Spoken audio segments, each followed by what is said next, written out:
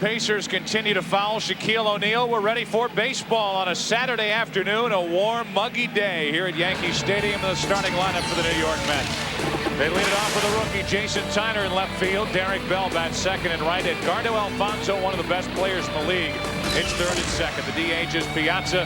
What a night he had last night. What a interleague series year by year he's had against the Yankees. Todd Zeile bats fifth against the left-hander. Then Robin Ventura. Jay Payton is in center. Todd Pratt catches. And Kurt Abbott is the shortstop batting ninth. We look at the Yankees defensively.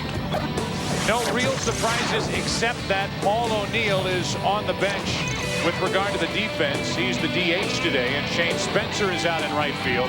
Wilson Delgado, another start at second base.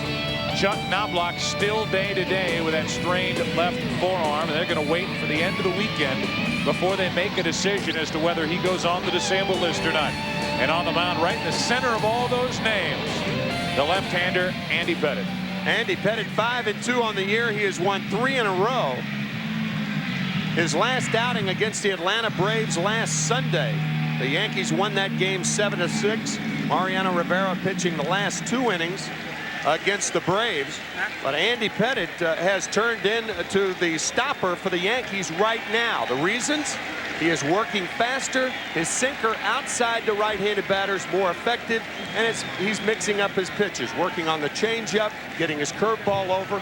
He used to throw that cutter, and Yankee hitters last night looking for that cutter off Al Leiter, but very ineffective. Leiter with a strong performance for Bobby Valentine and his Mets. The broadcast also available in Spanish by utilizing the SAP button on your television. I think they're waiting for us. What are they waiting for? Why have we not started this game? Jason Tyner will lead it off. Andy Pettitte is waiting, and no idea why they are standing by waiting. If it's for us, we thank them very much. Tell them that they're now late. Is it so wrong, Tim? Is it so wrong for these players to admit that these games are special? I think we talk about this year after year, but they go so far to go the other way and say it's just another game. It isn't. It's the Mets and Yankees, and it's Fox, and it's the first pitch, and it's a strike from Andy Pettitte. Tyner, then Bell, then Alfonzo for the Mets, who won here last night 12-2.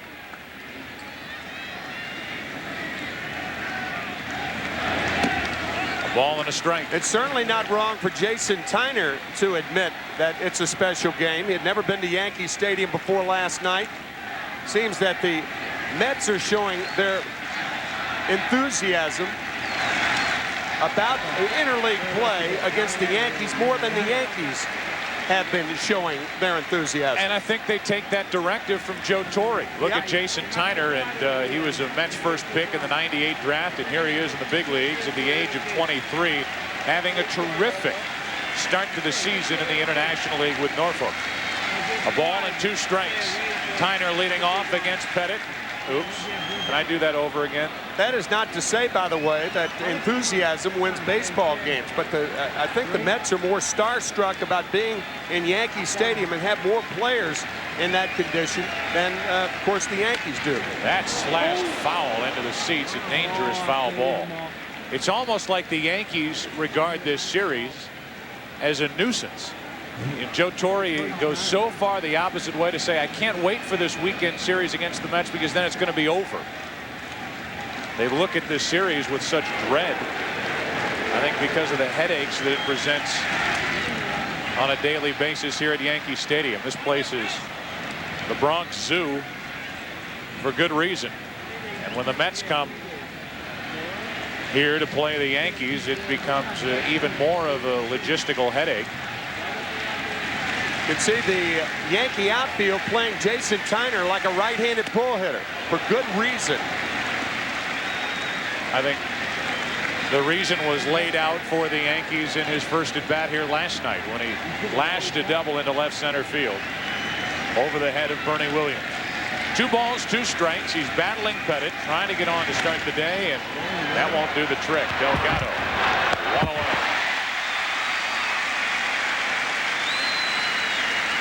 But I think it's a good point. I think the Mets are a little starstruck being here at Yankee Stadium. They have the juices flowing. And I'm sure the Yankees, when you get right down to it, individually get up a little more for these games against the Mets, but publicly the statements that they make, they just try so hard to play it cool.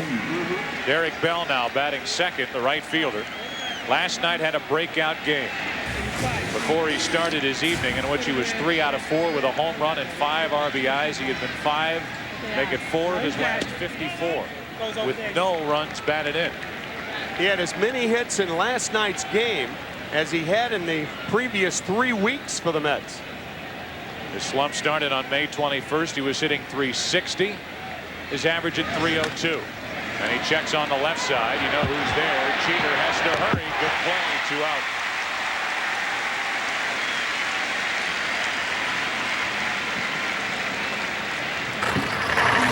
out. Derek has to wait for the hop to develop. Consequently, a close play at first base. So with 2 out, nobody on, Edgardo Alfonzo stands in. Because so many people say he's underrated, he's about to get all the credit that he finally deserves. Everybody calls him the most underrated player in the league, if not baseball. Anytime a guy puts a headset over his ears and talks into a microphone, then now finally people are recognizing how good he is. 7th in the league with that .350 average. So good defensively, whether you put him at third, second, short, whatever. Great hands. The 1-0. 2 balls, no strikes. His being underrated is overrated. You look at what he has done, the silent superstar, if you will, this season, leading the Mets in RBIs, hits, and runs. As I mentioned, 7th in the league, hitting .350. 2 balls, no strikes. That caught the corner.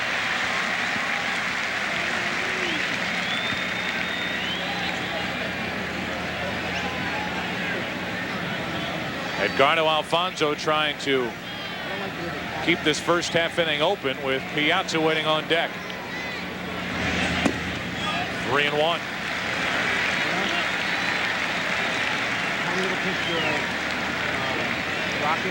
Piazza, who lights up when the spotlight hits him. He knows what to do, and he's done it against the Yankees time and time again. The 3-1, full count. Alfonzo, as the starting Mets second baseman, is the second best third baseman in the National League. The best is his teammate Robin Ventura. Almost winning Gold Gloves at 2 positions. 3 balls, 2 strikes. Let's listen to this big Yankee Stadium crowd. We'll do it again. This crowd can't wait to erupt. No matter who you're rooting for, and that's the beauty of this interleague series with the Mets and the Yankees. They pack in here as they do every time these 2 teams meet. Again, a 3-2 pitch coming.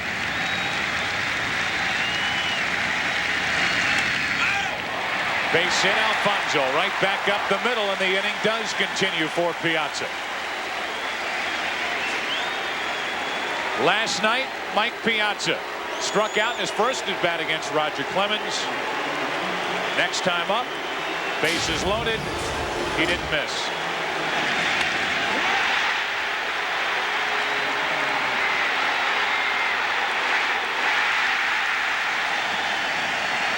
th career grand slam, his 3rd home run against Roger Clemens. And it looked like, even though it was early at that point, that the game was over right then and there. As strike is on the inside corner.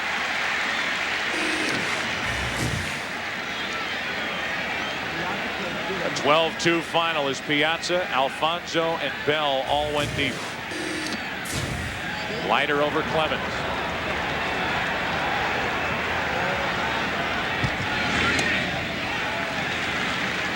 One ball, 1 strike. What's he done in his career against the Yankees? We talked about it. Now we show it to you. .385 average, 4 home runs, 14 RBIs, and he's done well against Clemens. That was better. That was much better. Thank you. I thought you had spotted a mistake and you were crossing it out. The 1-1. Inside, inside, inside. 2 balls and a strike. This is considered a road game for the Mets, even though they had to just cross the river to the Bronx. Mike Piazza, a .463 hitter on the road, leads all major leaguers so far this year. The 2-1.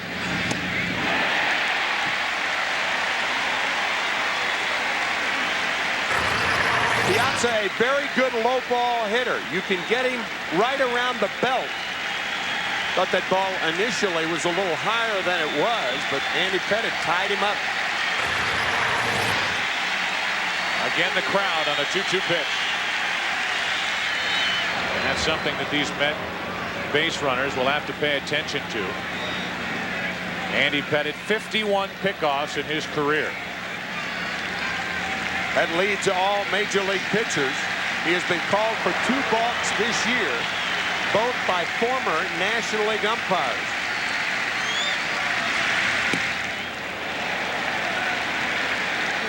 Full count. The runner Alfonso at first will take off. Todd Zeile moves up a spot in the Mets lineup as a left-hander.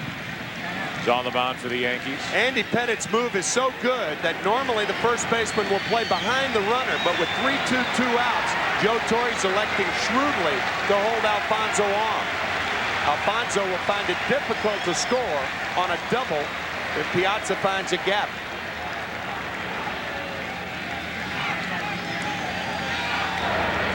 Tyner grounded out. Bell grounded out. Alfonso, a base hit up the middle. Now a 3-2 to Piazza. Instead, another check on Alfonso.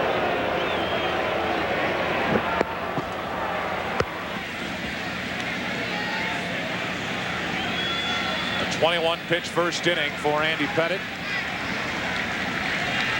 Back-to-back full counts against Alfonso. Now Piazza. Do it again. The New York Mets check into this game with a 34-26 record. They come in 4.5 games out behind the Atlanta Braves, while the Yankees maintain a 1.5 game lead over Boston.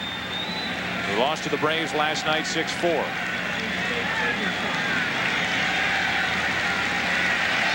The Yankees are the same record as they had at this point a year ago, but a much different team. 3-2. Many more problems exist for the Yankees with that same record after 56 games this year than existed last year. Roger Clemens struggling. David Cohn, who pitched tomorrow night, struggling. Chuck Knobloch injured. Derek Jeter on the disabled list. Scott Brocious on the DL earlier. Jeter, of course, has been off the list for 2 weeks. There's Chuck Knobloch. They don't have a very good bench. Nope. Rotation is shaky. We talked about 3-2 pitch again to Piazza. And that'll put 2 on here in the first inning. They appeal down to first. Ron Kulpa says he didn't swing. A hit, a walk, and now it's Zeile. It's always tougher for power hitters to check their swings. He checked it easily. And now Zeile with a chance to put the Mets out in front. He has been on fire of late. Last 25 games hitting .340 with 26 RBIs, 9 home runs. Facing the left-hander Pettitte. 2 on, 2 out. Ball 1. If they don't get a strong start out of Pettitte. And on the heels of last night's disaster with Clemens on the mound, and with David Cohn 1-6 and getting nobody out pitching tomorrow night, it would be devastating to these Yankees. Red Sox trail the Mets here at Yankee Stadium. Red Sox playing Monday, Tuesday, and Wednesday, and then the White Sox, a very good White Sox team, comes in for 4 games Thursday, Friday, Saturday, and Sunday. So all contenders over the next 9 days for the Yankees. And they face a struggling right-handed pitcher today in Bobby Jones. This is a game that they need to win. 2 on, 2 out. The 2-0 to Zeile. 2-1.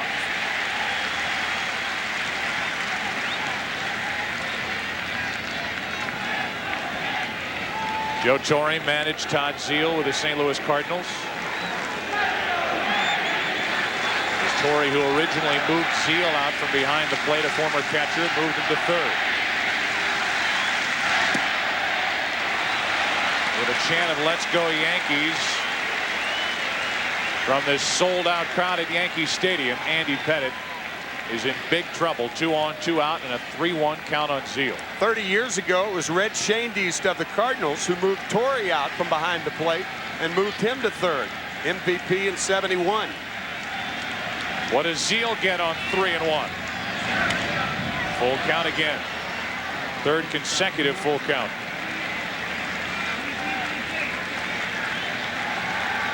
Ventura next. What looked like a routine first inning for Andy Pettitte with back-to-back groundouts has turned into a long first inning with his 30th pitch coming to Zeile on 3-2.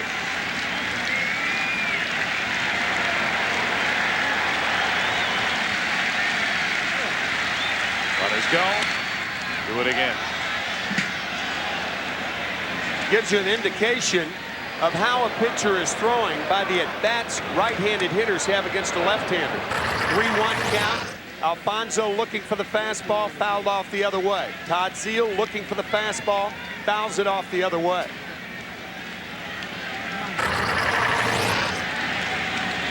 So again, a 3-2 delivery coming from Pettitte to Zeile. The chance to put the Mets on top. It's right back here.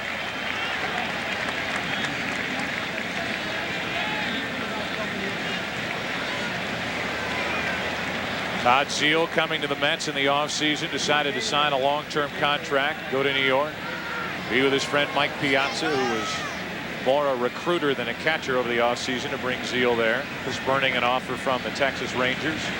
And immediately the comparisons to John Olerud began. Mike Piazza does very well financially as a recruiter. Also, big time, big payroll headhunter. As you look at Zeile and Olerud, the comparison, more production from Zeile, better defense from Olerud. No real surprise there.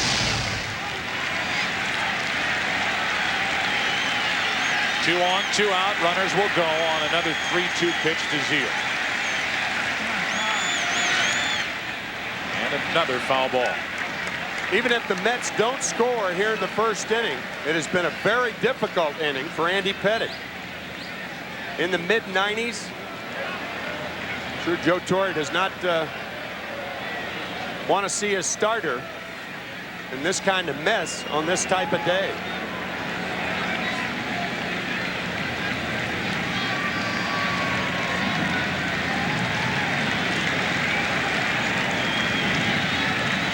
Yankee fans are getting tired cheering for a strikeout. They thought they had a chance with Alfonso. He singled. They thought they had a chance to cheer one with Piazza. He walked. 3 consecutive foul balls off the bat of Zeile. It's still 3-2.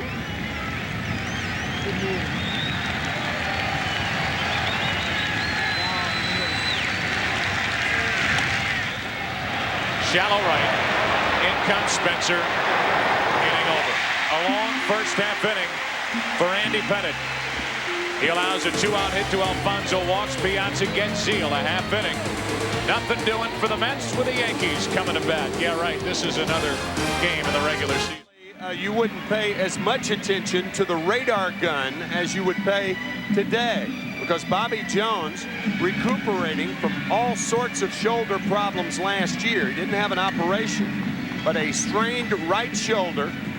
He started only 9 games last year, so he has to throw his curveball for strikes. His fastball so far this year in the mid-80s, and that will not get the job done against Major League hitting.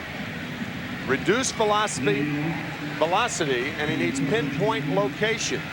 So if he tries to be too cute too early, then he's looking at the 1-0, 2-0, 3-1 fastballs right down the middle. Dangerous pitches in this ballpark to the Yankee left-handed hitters. The Mets so far publicly haven't been real committed to Bobby Jones in their rotation past this start. So this is a big one for Bobby Jones here at Yankee Stadium against a tough lineup. One pitch. One out.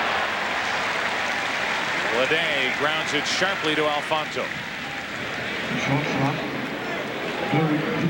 That'll bring in Derek Jeter. The .333 average leading this team is high this season, .337. Since coming off the disabled list on May 27th, I'd say he's been pretty good. 1 4-hit game, 6 3-hit games in his last 12. Has just exploded off the DL. So here he is with 1 out, nobody on, facing Bobby Jones. And a strike floats over the outside part, 85 miles per hour from Jones.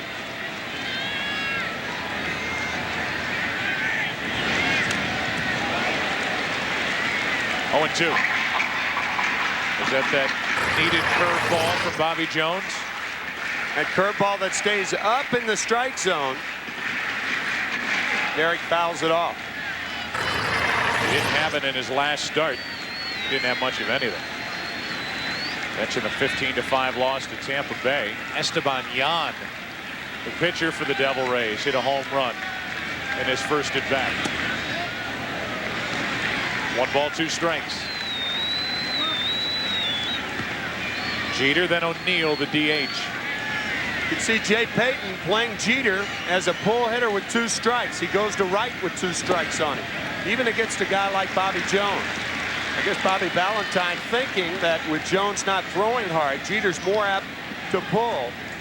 But against most pitchers, Jeter goes to right field with 2 strikes. He led the American League in opposite field hits last year.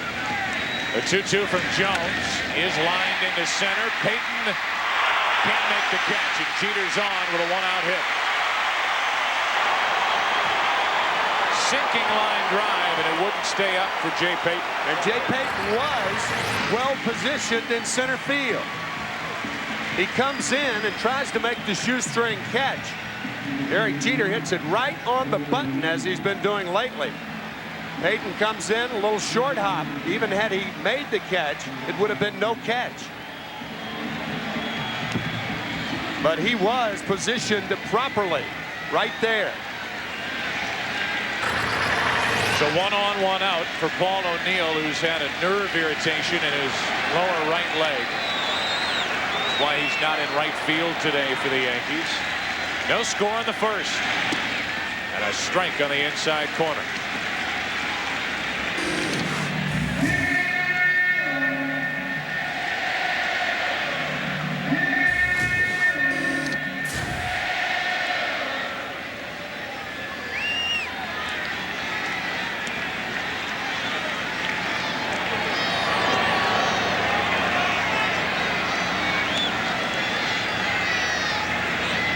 Won the count with a runner at first, 1 out. And O'Neill trying to poke it the other way, fights himself not to slam the bat down after fouling that out of play. 0-2. Paul tends to get a little bit upset from at bat to at bat. And he has done nothing except be extremely consistent. As we mentioned last week, an emotional leader on this Yankee team. He came over from Cincinnati in '93. Every at bat for Paul's like the last judgment.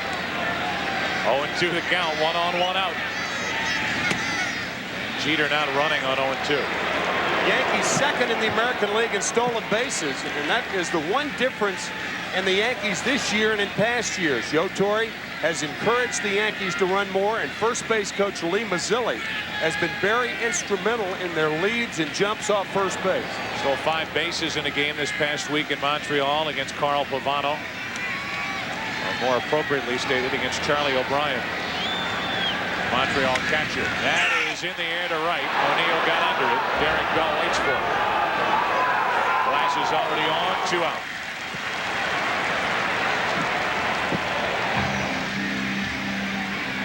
So O'Neill is gone. That fastball is hittable right there, and you can see Paul's reaction. And hear it. A G-rated explosion from Paul O'Neill. Bernie Williams stands in. Bernie, 9 of his last 20, hitting .293. G-rated was a golly G, right? Yeah.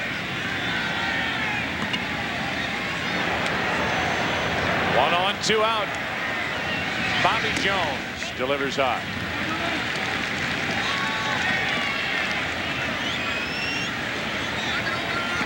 Earlier, when Derek Jeter was out of the Yankee lineup, they moved Bernie Williams up to the number 2 spot. He performed well there, but for the most part, he has been the cleanup hitter here for the last few years.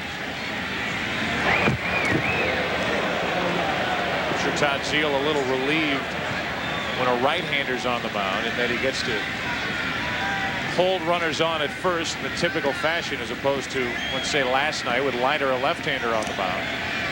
He has to hover around with the base runner off the bag. There goes Jeter. Throw by Pratt. Perfect. Oh, called him safe.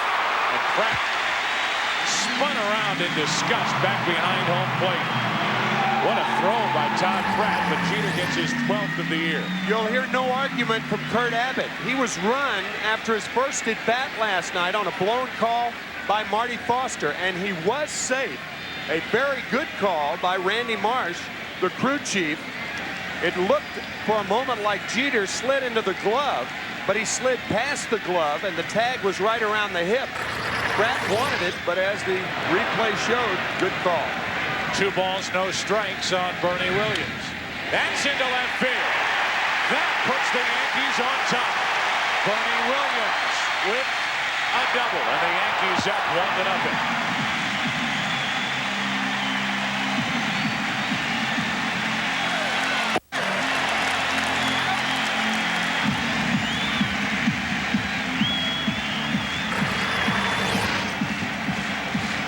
Bernie Williams, a very difficult hitter against whom the defense, the reason he uses all parts of the field,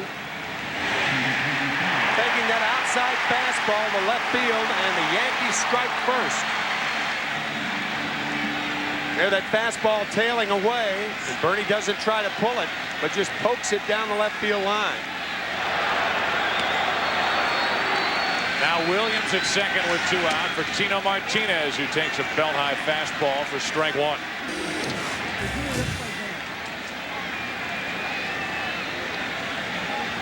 We track the history of these 2 franchises.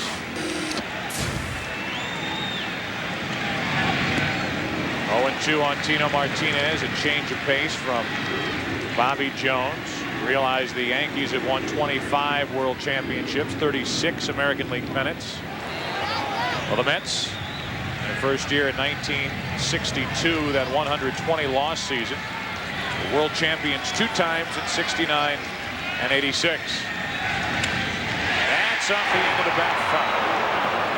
And it's still 0-2 on Tino Martinez. You will hear often in postmortems after a game that a pitcher made only 1 mistake. If a guy hits a home run, that's the mistake.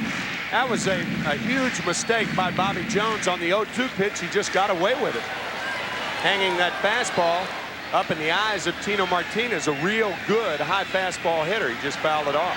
You ever wonder what it would be like to be seated next to Chuck Knobloch while he was standing on a subway? You just got to look at it. That's off the end of the bat into right center field. Carrying Bell, missed it. Into score Bernie Williams. Into second Tino Martinez. And it's 2-0 Yankees. It was an adventure last night in right field for Derek Bell, and today a ball that he simply missed out in right center. Last night on a ball hit by Tino Martinez. Look how far down Martinez goes for that curveball, but a ball that's got to be caught. Derek Bell wandering back, looking totally lost, and misses the ball by 3 inches. That ball has got to be caught, and Bell is lucky that he is not hurt. See the reaction by Derek Jeter. Everybody in this park thought that ball was going to be pulled in by Derek Bell, and he didn't even get a glove on. So now it's 2-0 Yankees. Again, a runner at second, and Jorge Posada.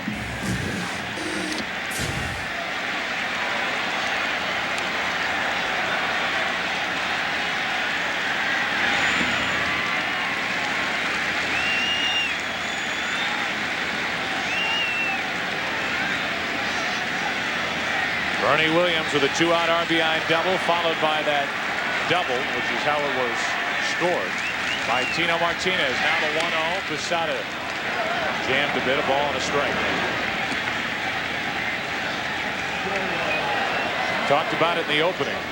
A year ago, right around this time, we were here at Yankee Stadium for the Subway Series. A Saturday loss by the Mets. The 5th of June. And then 3 firings in the coaching staff for the Mets as Posada fouls it back. That's strike 2. Pitching coach Bob Apodaca, the bullpen coach Randy Neiman, and Tom Robson, the hitting instructor. Robson has been rehired, and that's Dave Wallace, who took over as the pitching coach after that infamous purge last June 5th. Next night, Al Leiter beat the Yankees here, beat Roger Clemens 7-2, and as we mentioned earlier, went 40-15 the Mets did in the next 55 games. It had been 55 games up to that point, the firings. Then the firings, and a couple of very close friends to Bobby Valentine were victimized in the firings. He said, well, if we're no better in the next 55 games, I should lose my job. Dave Wallace took over as pitching coach. Were they better? They were phenomenal. 40-15, and then rolled on into the postseason. Beating the Reds in that 1-game playoff. They were the wild card and took the Braves to 6 games in the NLCS before losing in extra innings. Kenny Rogers on the mound, and that bases loaded walk. 2 balls, 2 strikes. Bobby Valentine sweating through another Bobby Jones start. Derek Bell wondering what might have been out in right center. Hard hit. Kicked briefly by Alfonso, but he recovers, and the inning is over. In the inning, 2 runs, 3 hits, 1 left, 1 inning complete on a bright Saturday in the Bronx, and the Yankees up by 2. Bottom of the first, followed along top of the first. Bobby Valentine wearing a mic. He summed it up very well. It's been an inning of inches so far. Center field, second base, and right field. And as we show you what he's talking about, there's 1 inch. There's the 2nd inch. 3 more inches. So it's total 5. About 5 inches, right. You're giving Bell 3 inches on that. Yeah. Robin Ventura swing and a miss for strike 1, and we're underway in the second with the Yankees up by 2. Ventura, Payton, and Pratt. Robin hitting .230. 11 home runs, 37 driven in. Been productive, and as you mentioned, in the first inning, we don't come across a better defensive third baseman than Robin Ventura. As much like Brooks Robinson as anybody I've seen since Brooks retired. He is not a fast runner, but he's very quick in his first 2 steps. Brooksy winning 16 gold gloves to time with our pal Jim Cott. The opposite way and slicing foul. 2 balls, 2 strikes. Jay Payton, he'll be next. Dealing with Andy Pettitte, who allowed a 2-out hit to Alfonso, followed by a walk to Piazza. Got around those 2 mistakes by getting Zeal. Ventura went, and he is Pettitte's first strikeout victim. Right now for a game break. Let's return to Keith Olbermann at the Fox Television Center. All right, Joe, Kerry Wood continues to get varnished. He's up 1-zip, bottom 1 against the White Sox, and then Maglio Ordonez off the end of the bat. 2-run homer. It is 2-1. Pale hose. Top of the 3. Intermittent driving rain at Comiskey, Joe. How good are they? How good are the White Sox? Varnished? Varnished, shellacked. Kerry Wood. The South Side surprise, to say the least. We'll go back to that in a second and highlight as Jay Payton takes a ball low. Frank Thomas hitting .337. James Baldwin, their staff ace, who will work tomorrow, is 9-1. And Keith Folk, their closers, got an ERA of 1.58. And right now, the White Sox have the best record in the American League and a 2-game lead over the Indians. The Indians are 8-2 in their last 10 games, and they're still 2 games out. White Sox have been lacquering the American League Central. Winning last night, 14 innings. Payton pounds one into deep right field. At the wall, opposite field, Jay Payton. And the Mets fans have some fun as he sliced the lead in half.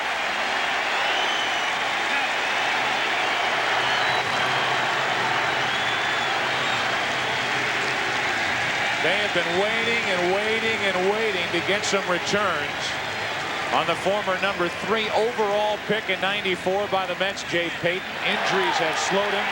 He's finally getting a chance, and he goes the opposite way here at Yankee Stadium. Jay Payton makes up for that inch in center field with a 330-foot home run the other way. Andy Pettitte's given up 10 home runs, all to right-handed batters. Only 314 down the line here at Yankee Stadium. And Payton takes advantage of it. So now 1 out, nobody on, and Todd Pratt. Boy, the Mets getting a lot of mileage out of Todd Pratt. He was out of baseball for a short while, came back to back up Mike Piazza, and here he is hitting .333. That hits him on the arm. And that puts the tying run on. Pratt, who has hit 6 home runs, making his 14th start at catcher this season, is on, being hit by an Andy Pettitte delivery. If you're going to get hit, you might as well let the uniform take it. Looked like that the ball just grazed him on the left sleeve. May have made contact with the bicep. But Todd Pratt hit by a pitch. Only the second batter hit by Pettitte all year. That's exactly why, if the uniform is part of the person and the pitch hits the uniform, they get the base. It's staggering that Major League Baseball allows those enormous arm braces on the front elbow. You're the first one who brought that to my attention last year, and I couldn't agree with you more. A strike on Kurt Abbott, the number 9 hitter. There is no limit to the paraphernalia that you can wear on your front arm. As a right-handed hitter, that would be the left arm, of course. That becomes part of the uniform. Your equipment to protect you becomes part of the uniform. That's into center field, a base hit. Here come the Mets. A home run by Payton. Pratt hit by a pitch, a base hit by Abbott.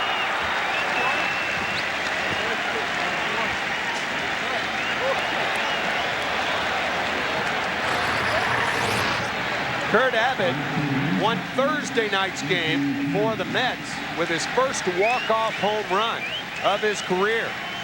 That's beating Baltimore. Kurt did that in the 10th inning at Shea Stadium. Tying run at second, go-ahead run at first for the rookie Jason Tyner.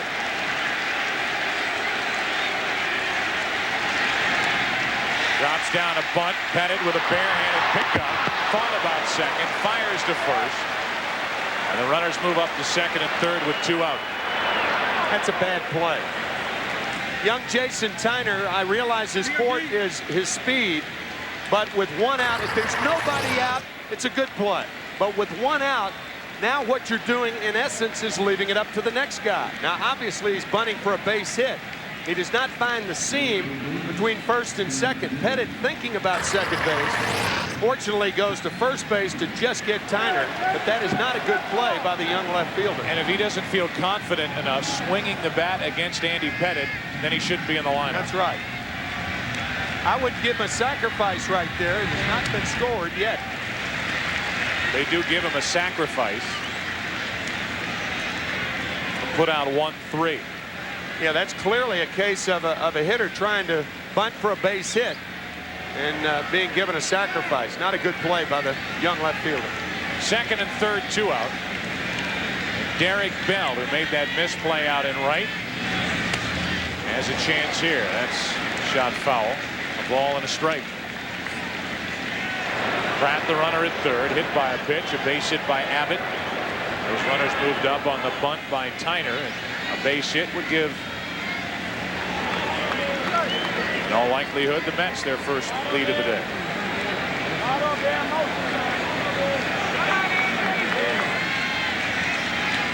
Pettitte from the windup with a 1-1 pitch coming to Derek Bell. before Brocious stays with it. Wide throw, but out. The Mets get only one. Jay Payton goes deep the opposite way. Took advantage of the short porch and right. The house that Root built becomes Payton's place for a moment. That was for you, Tim. 2-1. Yankees. Beautiful. Mike Messina. Somebody caught him outside the dugout, and here's what he had to say about his big league debut. And I haven't been able to eat, I haven't been able to sleep, and you know, here I am walking in the locker rooms, Piazza, and just it's a dream come true. That sends butterflies in your stomach when you know you're in there right off the chute. And I wasn't really arguing with him about what big league number I was getting, and I've never been 11. You know, hopefully it'll be good luck for me. We'll see. Looks like one of the stars of Malcolm in the Middle. He looks like he's about 10. Says the premature balding 31-year-old. A base hit to the right side, and on is Spencer to start the second.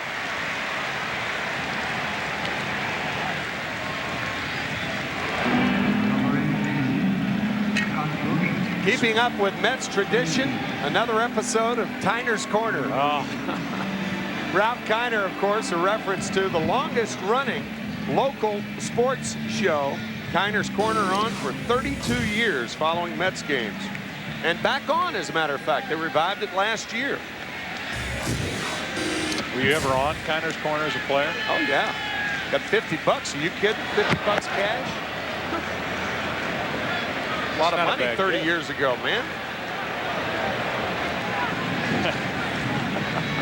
One on with nobody out, and here is Brocious. You still have to do this with these big leaguers. I think it would stun people to know that if you want to get, let's say, a 5-minute, 3-minute radio interview, which we have to deal with day by day during the course of the week before we put on makeup and a little tie and stand there on Fox, you've got to coerce these major leaguers who are making upwards of $200, $300 million a year. Give them a camera. You have to give them a gift certificate to the Gap, or give them a free hat or a lunchbox or whatever. So guys like John Sterling and Michael Kay, they get their pregame radio interviews done, and then they hand them a gift certificate. A couple years ago, my dad, who broadcast for the Cardinals, in case you don't know, nepotism's big in my life, had to interview Greg Maddux. We were out of gifts for the Cardinals. So my dad gave Maddux $50, and he took it out of his pocket. Here's a fly ball into left center field. Tyner is there. One out. And my dad digs into his pocket and hands Maddux $50. He took it, put it in his uniform pants, and did the interview. Let's go to Cleveland on the heels of that great story and check in with Tom and Bob. We welcome those of you watching the Mets and the Yankees. Tom Brenneman, Bob Brenly, our entire Fox crew here at Jacobs Field. The Battle of Ohio, Cleveland and Cincinnati. A 2-2 game here in the third. The Reds got their 2-1. Big swing of the bat by Junior in the first inning off Dave Burba. Junior showing bunt on the first pitch. Travis Fryman just kind of grinned at him. Go ahead. You want a bunt for a base hit, we'll give it to you. Here's a pitch on the way, and Griffey looks at a strike. Counted 1-1. Junior hitting his 17th home run of the season, and now has 44 runs batted in. Burba trying to work very quickly to Ken Griffey Jr. Jr. doesn't even get out of the box, but he does request timeout so he can get set, take a couple of waggles up there. Thought about it and takes a pitch down and in. 2 balls and a strike to Junior.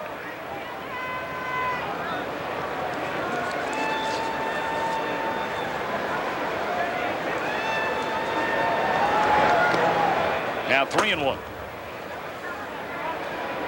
Ken Griffey Jr. has 5 career hits off Dave Burba. 4 of the 5 have gone for a home run. Well, this will be a telling pitch right here from Dave Burba. 3-1 count to Junior. Normally a fastball count for Dave Burba. He likes to challenge opposing hitters, dare him to hit the ball. Not this time. He walks Ken Griffey Jr. Tried to go away with a 2-seam fastball that just continues. Little chopper to the right side off the bat of Wilson Delgado. 2 out.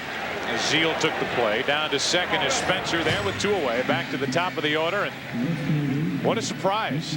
What a surprise that Ken Griffey Jr. is hitting .224. In fact, was taken out of the lineup a week and a half ago by his manager Jack McKeon because he was struggling at the plate so much. Now he still has produced runs and he's hit 17 home runs, driven in 44, but the lowest average to this point in his seemingly sure bet Hall of Fame career.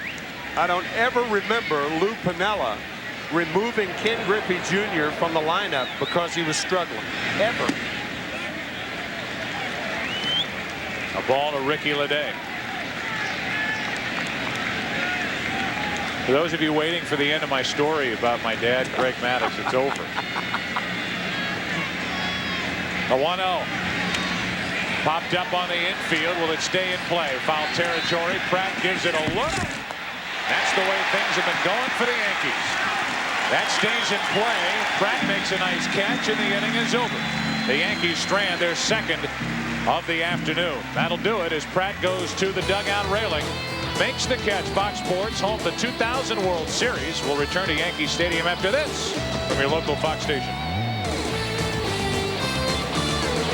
Pratt made that nice catch along the dugout railing. Here were his instructions from manager Bobby Valentine.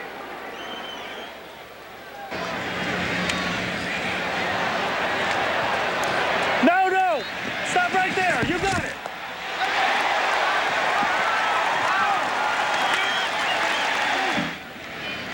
You can be a little more adventurous in your own dugout knowing that you have help. Even though Todd Pratt was more into the fans area, you could see Bobby Valentine, John Stearns, an ex-catcher, going over to help if they could reach him. Nice play by Pratt. Alfonso fouled the first one. Now the third base line, and now takes the ball outside. A ball and a strike from Andy Pettitte. Lately, these Yankees have not been your grandchildren's Yankees. They have not played like they have, winning world championships 3 of the last 4 years.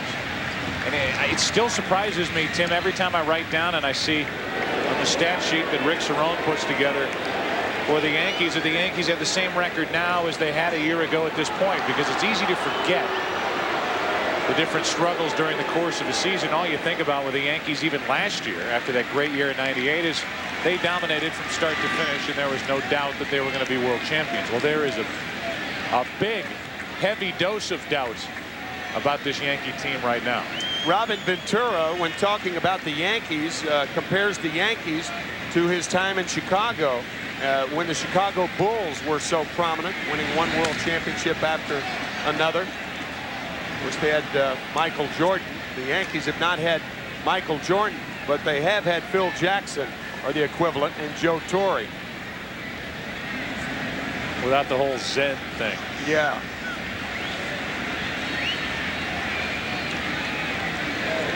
They both dress well, but Joe gets to put on a uniform to sit guide his team. Right. Phil gets to stay in his designer custom-made suits.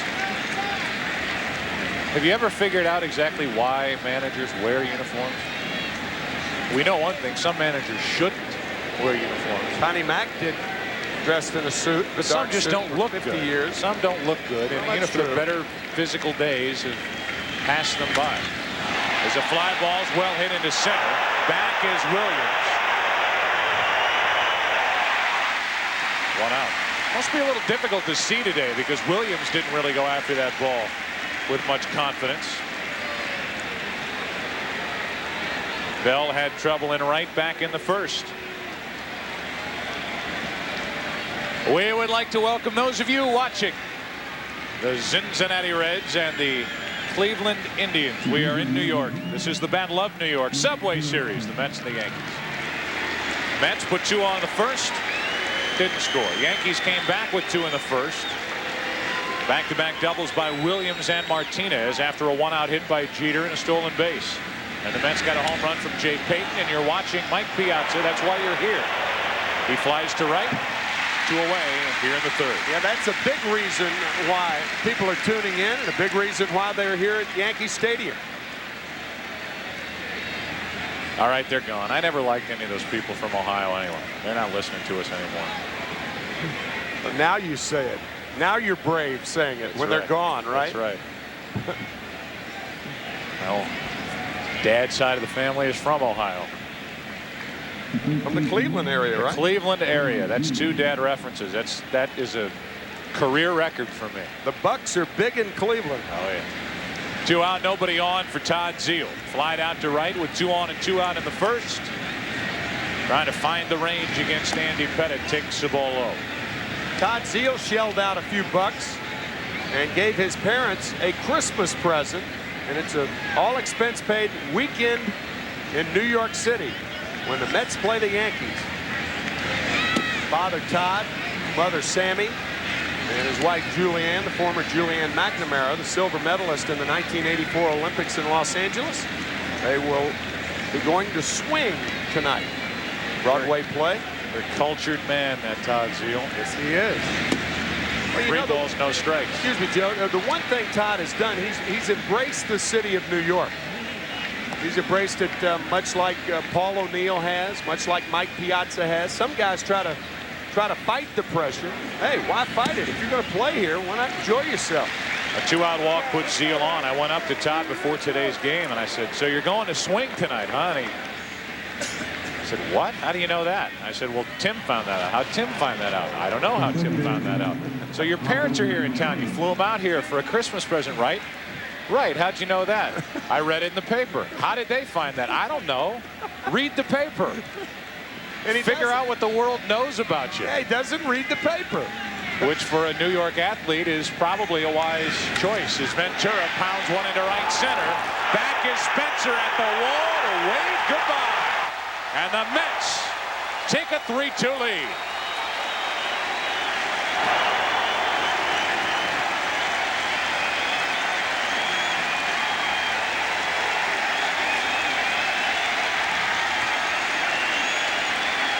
Number 12 on the season for Robin Ventura.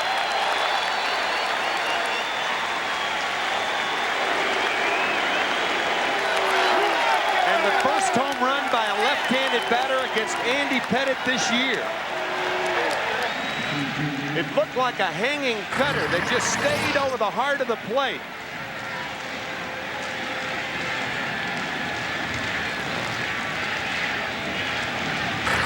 And now with 2 out, here's Payton, and that's a painful foul ball. Ventura has never been awed by left-handed pitching. It's left-handers very, very well. Puts the Mets on top here in the third. Talked about the importance of this start for Andy Pettitte. He's already blown a 2-0 lead here early. There have been base runners all over the place. Payton trying to shake off and get rid of that pain after that foul ball for the first strike. A little 2-out walk. Those will kill you. 2-out walk to Zeile. Didn't even get to finish the story about Zeile, but his mom is a newspaper editor of a small-town newspaper in Southern California. The man doesn't read the local paper. 2 out, nobody on, a ball and a strike. Payton homered his first time up. That's one last night. 12-2. Hit 2 home runs today and lead 3-2 here in the third. Strike 2 on Payton. Last time up, Jay Payton the opposite way.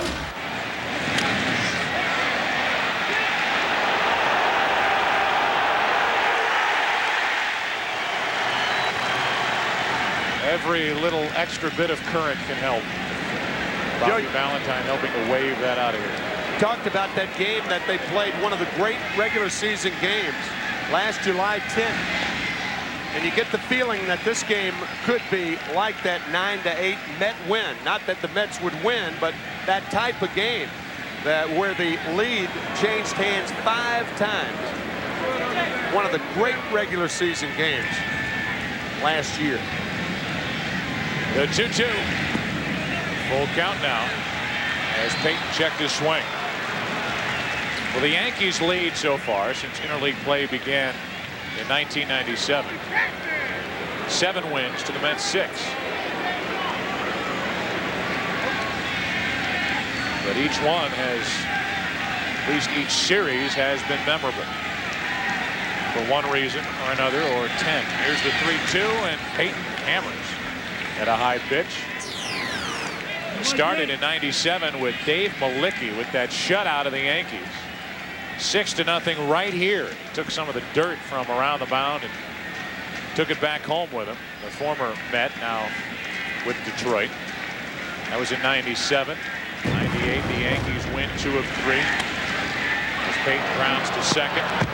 Last year they split the games, and so far the Mets are up 1-0. And right now lead by 1. A 2-out walk to Zeal, a home run by Ventura. 2 home runs allowed by Andy Pettitte. That shot gives the Mets a 3-2 lead.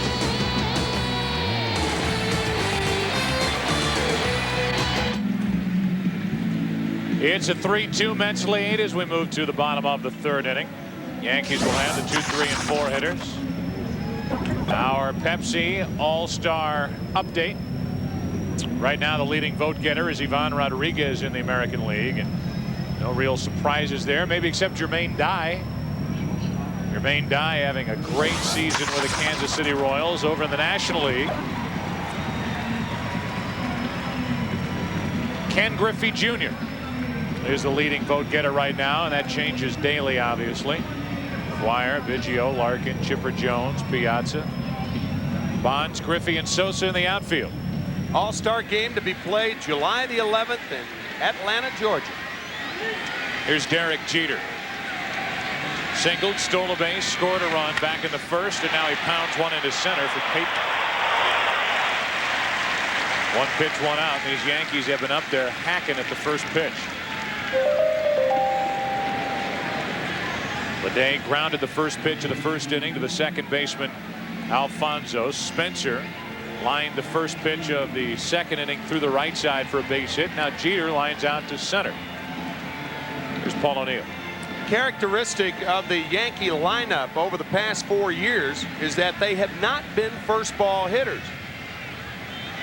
They went through 5 games last year without drawing a walk. Already this year they've gone through 7 without drawing a walk.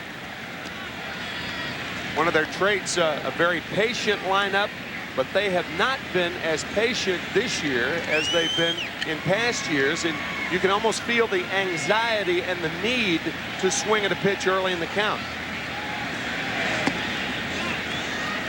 2 balls, no strikes on Paul O'Neill.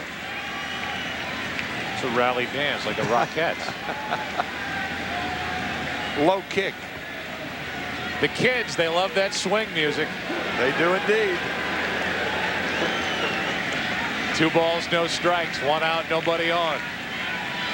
Paul O'Neill looking for a fat one as he takes it low, 3-0. 86 miles per hour on the fastball from Bobby Jones. See if Joe Torre allows Paul O'Neill to hit here. Jones is not throwing hard.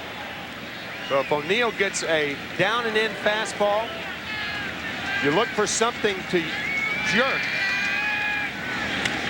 He is swinging on 3-0, and he hits it to dead center field, and goodbye. Swinging on 3-0, and O'Neill gets number 7 to tie the game at 3.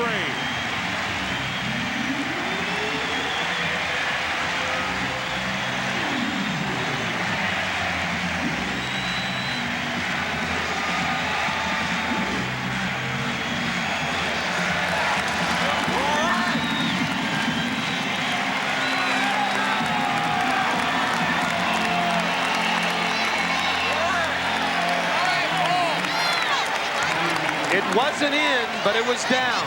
7th home run of the year, and the first since May 19th for Paul O'Neill.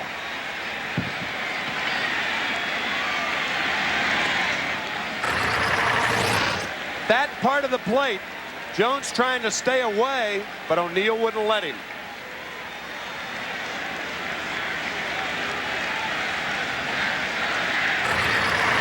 A 1-0. A ball and a strike on Bernie Williams. It's about where Mike Piazza's home run off Roger Clemens went last night. 415 to 420 feet from home plate.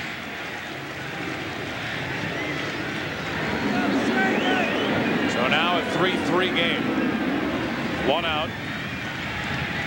Nobody on for Williams. Off the end of the bat. Strike two.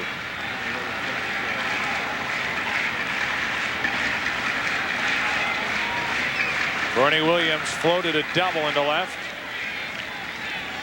His first time up for an RBI. Roger Clemens sitting and watching after last night's disappointing start. Disappointing is a kind, nice word for what was an embarrassing moment, walking off the field to a chorus of boos in his home stadium. 2 balls, 2 strikes. 8 earned runs, 9 unearned runs, matching his career high. And only occasionally since coming to the Yankees has he turned in strong outing. That gets Williams as Pratt pulled it back into the strike zone. 2 out. First strikeout for Bobby Jones. The Yankees somewhat used to this pitch. They saw it last Saturday against Greg Maddux. That arms up. That's that antiperspirant fastball. Tails back over the inside part of the plate.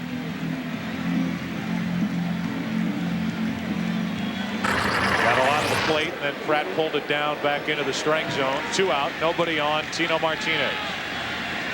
An RBI double and a ball mishandled out in right by Derek Bell. You see that big breaking ball.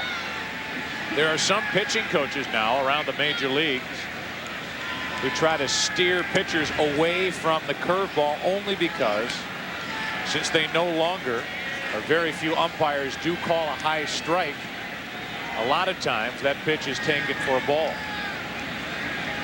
But if that is your pitch, as it is with Bobby Jones, there's no option.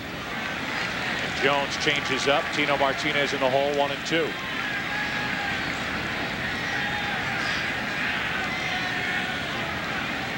More umpires seem willing to give the corners than they do up and down in the strike zone. That's true.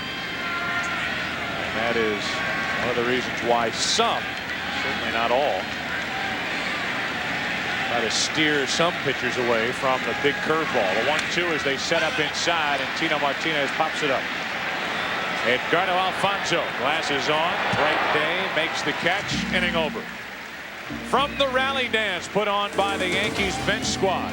Dun, dun, dun, dun, dun, wham, into center field on 3-0. Home run O'Neill. 3-3 game after 3. The humidity probably keeps the blimp up in the air. 1,000 feet above Yankee Stadium. The Bud One airship providing baseball fans with these live shots throughout the day. Budweiser, the official beer of Major League Baseball. We'll give you today's free internet.com trivia question. 4 people have managed both the New York Mets and the New York Yankees. Who are they? Who are they? Who are they? Leading it off is Pratt, and he takes a strike. 4th inning, it's a 3-3 game.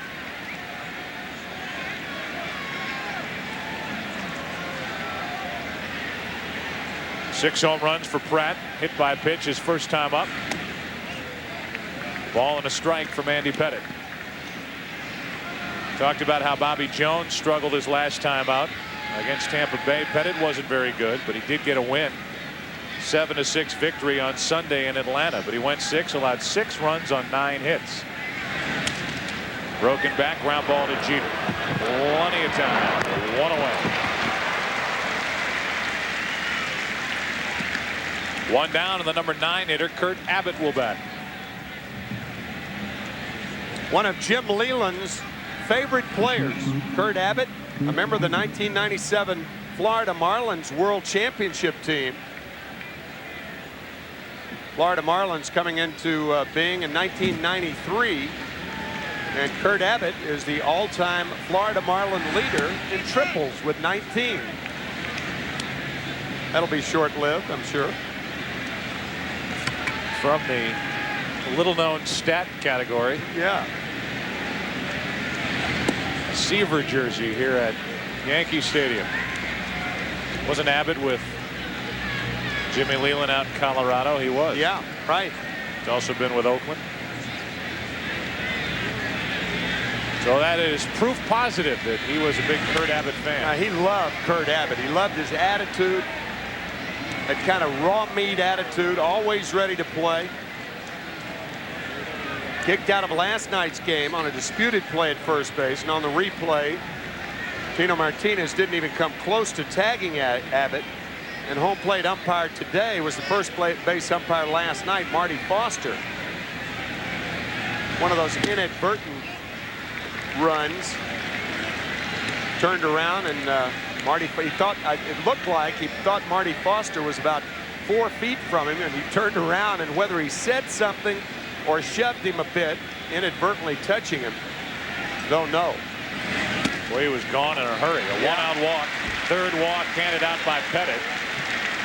You talk to a lot of managers about the importance of a good number 9 hitter in an American League lineup. Why? Well, it's obvious. To turn the lineup over and to get it back up to the top of the order, which Abbott has done now twice. He's on with a one-out walk.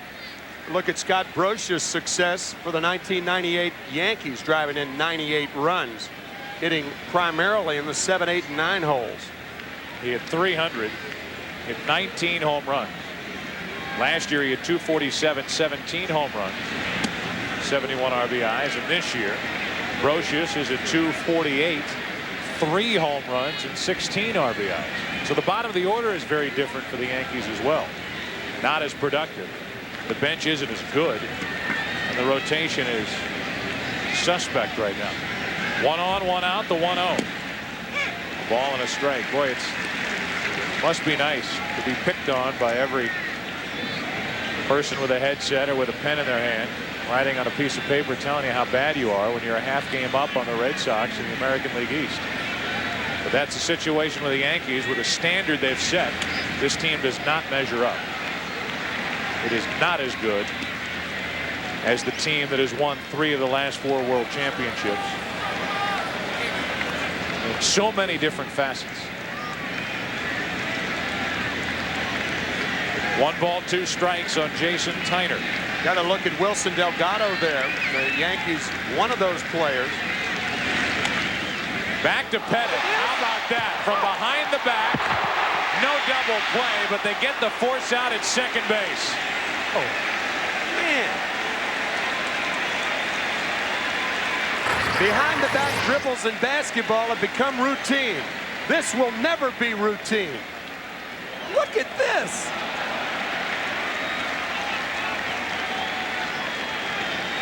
They still don't get Tyner, who could fly.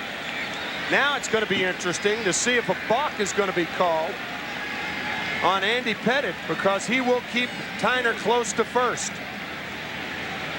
This will be an interesting battle right here. Yeah, especially with 2 out. Yep. You expect him to run at some point. You got Derek Bell at the plate. He drove in 5 here last night. He's 0 for 2 so far this afternoon.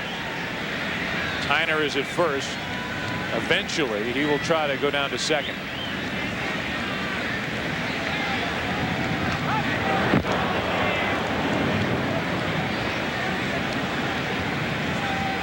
So Tyner getting his first looks at a pickoff move I'm sure he's heard plenty about. Headed over to Yankee Stadium. Nothing like experiencing it firsthand, and he's doing just that. Bell is jammed, and a little fly ball into left for Ledet. Easy play. Inning is over. A 1-out walk to Abbott. The behind the back stab by Pettitte. Hauntingly, it's time for the answer to today's freeinternet.com trivia question. 4 people have managed both the Mets and the Yankees. Who are they? One of them's Joe Torre. Yogi Berra. Casey Stengel. Yeah, right. Dallas Green. That's the toughest of the 4. And he is the man that Bobby Valentine replaced. Right. Managing a AAA for the Mets. Bobby Valentine took over August 26th of '96. And he got to the postseason as a manager at the big league level for the first time in his managerial career. In the office of the redundancy office. last year. Over the outside corner, 1 ball, 1 strike on Posada. Joe Torre, on the other hand, took over the New York Mets May 31st, 1977, and was a player manager for about a month until they made a deal. Easy play for Zeal to his left, and 1 away. He went off the active roster, and the Mets made a trade from San Diego. Who came? Bobby Valentine. There's Joe Torre, the Mets manager, player manager in 77, as Tim just mentioned. Positioning the defense. And there's Casey Stengel. Old professor. The old professor, who was a manager of the Mets from 62 to 65 and had that great run with the New York Yankees as their manager.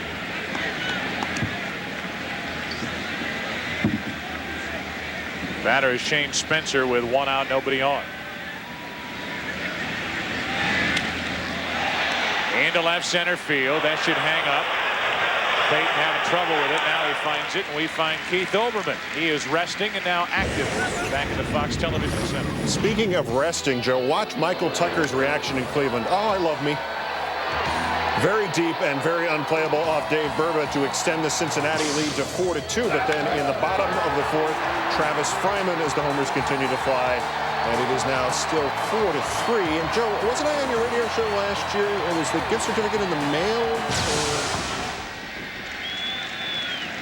You were on my radio show last year at Dodger Stadium. Joey McCamera. 2 out, nobody on, and Brocious pops it up. When you have other members of the media on, that means that no players will talk to you that day. So Keith, thanks for filling in. Try to get something started for the Mets. It's a 3-3 game. The Yankees got 2 in the first. The Mets got a run in the second and a home run by Payton. The Mets then got 2 runs in the third and a 2-out home run by him, Robin Ventura. But the Yankees tied it on a 3-0 pitch, a home run by O'Neill in the bottom of the third. Now here we are in the 5th. Edgardo Alfonso is 1 for 2. Ball 1. I would say the early returns on this game. You look at Bobby Jones for the Mets, and I think the Mets are getting as much as they could have hoped for out of Bobby Jones. The Yankees are getting an a so-so sort of a start from Andy Pettitte. 2 home runs. The long ball has been Pettitte's undoing so far. Got a tie ball game. A lot of baseball left. Home run by Jay Payton and a 2-run shot by Robin Ventura. A ball and a strike on Alfonso. Both teams with very good bullpens. The Yankees better in the short reliever department with Mariano Rivera. Leaping catch by Tino Martinez. And that'll bring in Mike Piazza with 1 out here in the 5th. We have shown some hot zones with Mike Piazza. Last night, his first at bat, Roger Clemens gets him with an inside fastball, a ball that he thought was inside. Second at bat, check that 350 right there, and watch where the slider is, right in that circle. Grand slam home run is 11. Third time up, Clemens tries to get inside with a fastball, and Piazza takes him to left field. There's a rip into left field off the bat of Piazza, and he's on with 1 out. See, that's the thing. If you're trying to get inside to Mike Piazza and the ball's not inside, he can turn on it. So if you're going inside, you have to go inside off the plate. Anything for a strike in there. He is lightning quick.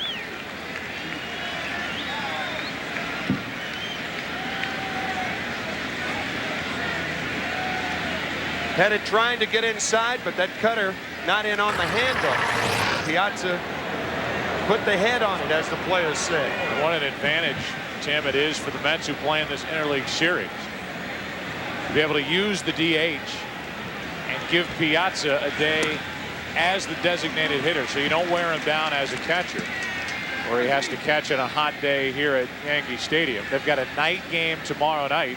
So you get him, in a way, a little rest, and you keep his bat in the lineup. That's a great point, and particularly with the left-hander last night. What you do is you protect his arm, too. He is not a good thrower. Zeal pops it up behind the plate. Posada gives it a look. 0-2 on Zeal. So Bobby Valentine can catch him with Al Leiter pitching, the left-hander, play him as the DH with the right-hander pitching, and then playing behind the plate with the left-hander, Mike Hampton, pitching tomorrow night. And all of this, what we're talking about, is the main reason why, or at least one of the main reasons why, people have for the last 5 years said, eventually this guy's got to change positions. Because of the wear and tear that the position of catcher does to you, and because of day games after night games like this situation. Andy Pettitte wants to know where in the world that pitch was. It's called ball 1, 1-2. Piazza doesn't want to give it up. Called low. Look low. So a 1-2 count on Zeal. 1 on, 1 out. And Zeal stays alive. I might go down a couple of steps, but I know Piazza enjoys the art of catching, calling pitches, and handling pitchers. Involvement in the play. Don't you think eventually this guy's got to move? Yeah, yeah. I fought that theory for a couple of years when Piazza was young, but I think eventually he's got to do it. Only because he's so abnormal with regard to what he could do with the bat in his hands, power, average, how productive he is at the plate. A long-term career behind the plate might take some at bats away from him. Yeah. 2 balls, 2 strikes, 1 on, 1 out. Zeal stays alive.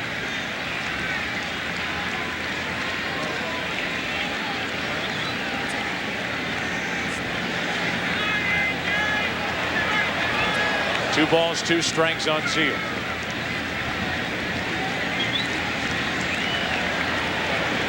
Ventura, who homered his last time up, will follow.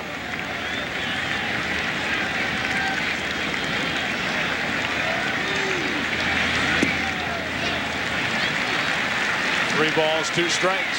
It was 0-2. It has been a gritty at bat by Todd Zeal thus far. I would imagine Piazza will be running here, but he has to make sure Pettitte throws home. He's got about a 2-foot lead at first base. There he goes. Zeal lines one into center. Williams back. Misread it over his head. Piazza has to crank start the engines again. To the plate, Piazza. He's safe, and it's 4-3 Mets.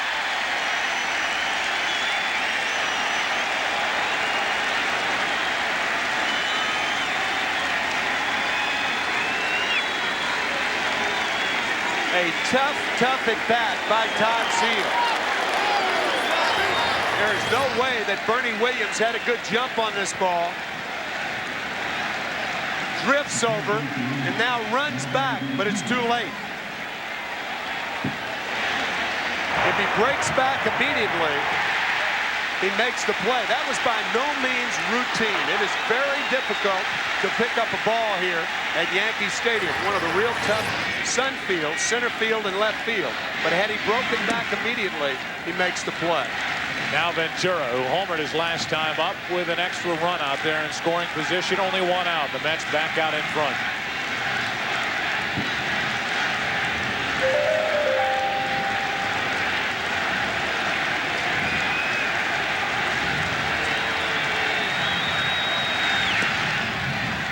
Two 2-0 from Pettitte to Ventura. Watch the relay throw by Bernie Williams with Piazza running on the play, and that's why you send Piazza on a play like that. Really no chance and no play. Pettitte waving Bernie back, but the Mets retake the lead. Here's a 2-0 to Ventura with Zeal at second, 1 out. Good swing, 2-1.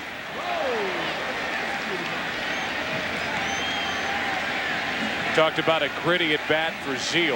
It has been a gritty and at times gruesome week and a half from Mike Piazza with a couple of minor injuries.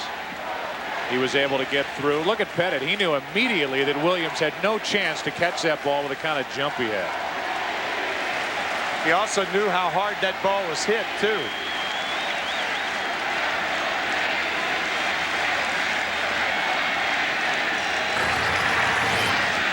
So now it's 4-3 Mets. Zeal at second, 1 out. And Ventura waiting for a 2-ball, 1-strike pitch from Andy Pettitte.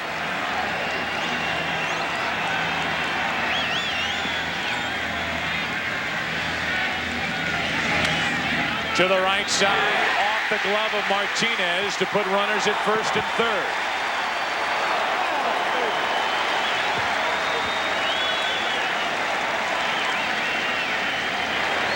So more base runners, more trouble for Pettitte. Tough in between hop by Tino Martinez, or off the glove of Tino. He's only made one error this year.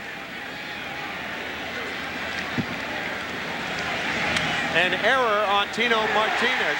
Watch Todd Zeal, Cookie Rojas saying, hold the bag, hold the bag. A lot of times a third base coach can't bring a base runner around the bag because the strong arm of a guy like Delgado can throw behind him. And now the Mets threatening to score again. Now Payton with runners at first and third, 1 out. It is an error on Martinez. And it's a strike to Jake Payton in an era where so many official scorers in this era of offense just give hit. I don't know that I agree with that ruling of an error on Tino Martinez. A tough error, as you said, on an in-between hop, way to his right, well off the bat. That is a very, very difficult play and tough to give an error on that play. I agree. As you mentioned, he had only 1 error, now 2, and it's first and third, 1 out. Mets trying to add to their lead. And a nice play by Posada to keep it at the plate. They say that third base is the hot corner. Well, first base can be the hot corner with a good left-hander like Ventura up there. Tough play. Already 100 pitches on the afternoon for Andy Pettitte. And he has only pitched 4 in the third inning. 4 runs on 6 hits. 3 walks, 2 home runs, only 1 strikeout. Through the left side, a base hit for Payton. He drives in another, and the Mets lead by 2.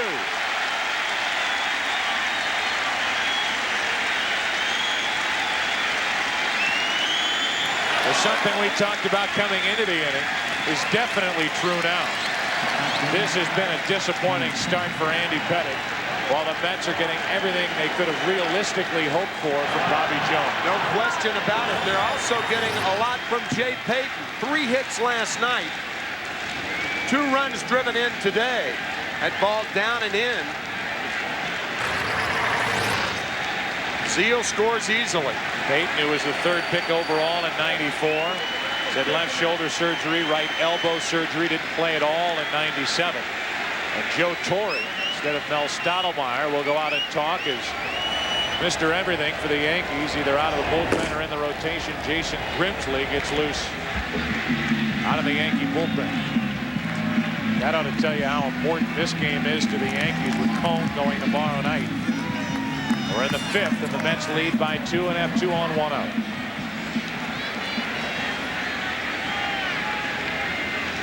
Todd Pratt has been hit by a pitch and grounded out. Double play candidate. He's hit 6 home runs. Takes a strike.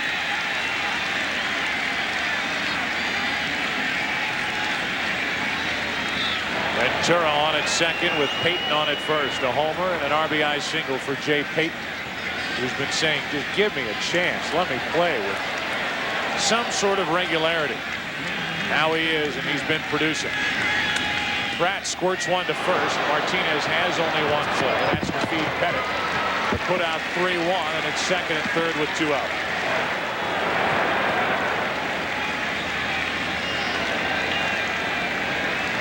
Andy Pettitte looking for a ground ball. He got the ground ball, but it was not hit hard enough to Martinez.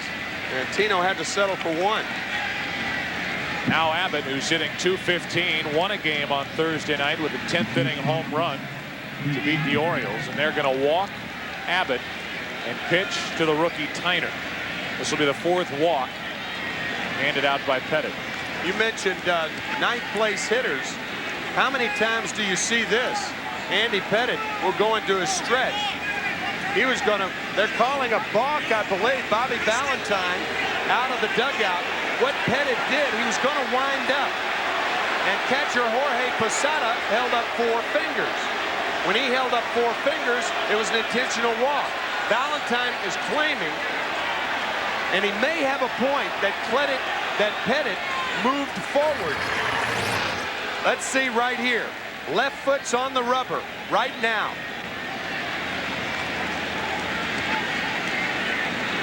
Oh, he moved his hands before he broke contact with the rubber. You can't do that. You have to step off and then break your hands.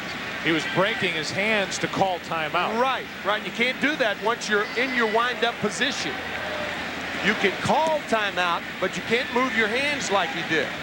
That was a balk, in my view. And the reason that he wanted to go in the stretch position, you're never going to walk anybody intentionally from the windup.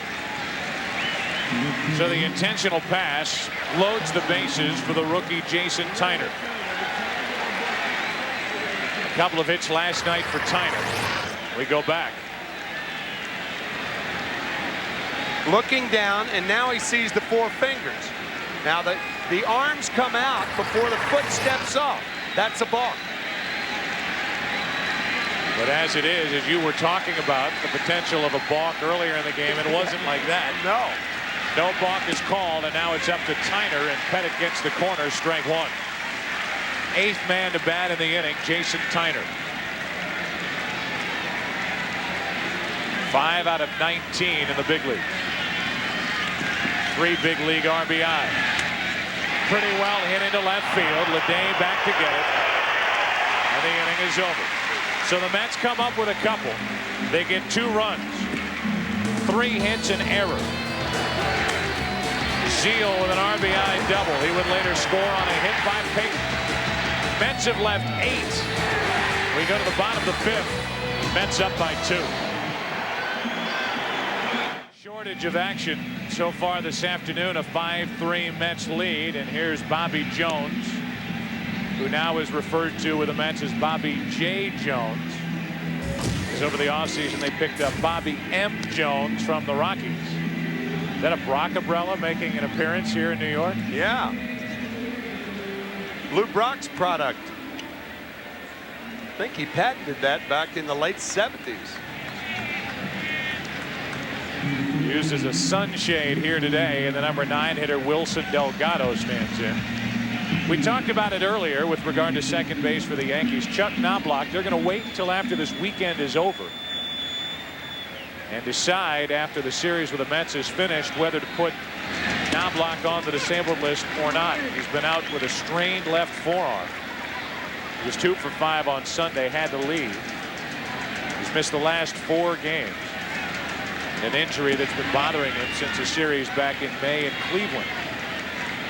A ball and a strike on Delgado.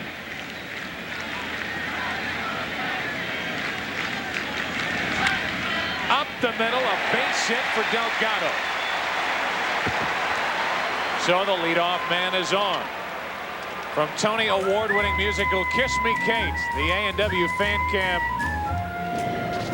with this musical accompaniment. It's too darn hot. It's too darn hot. I'd like to sup with my baby tonight and play the pup with my baby tonight. I'd like to sup with my baby tonight and play the pup with my baby tonight. But I ain't up to my baby tonight 'cause it's too darn hot. Last week we paid homage to Tito Puente. This week, all our respect paid to Cole Porter. Check those words. I'd like to sup with my baby tonight. That's your kind of stuff right there. I'd like to stop. Yeah, baby. Kiss Me Kate. Here's Leday, and he's the tying run. A leadoff hit by the number 9 hitter Delgado. Could start trouble, big trouble for Bobby Jones.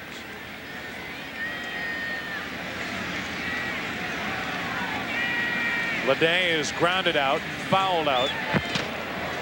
On the year, he's hit 6 home runs.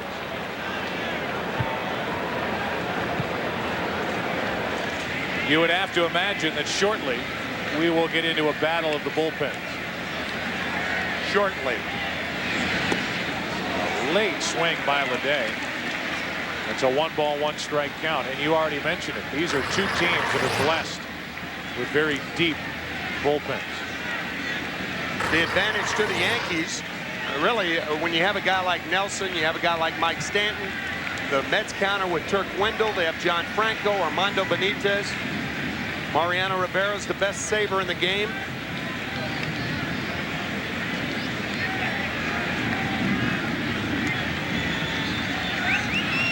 One ball, 1 strike. Leday to the shortstop.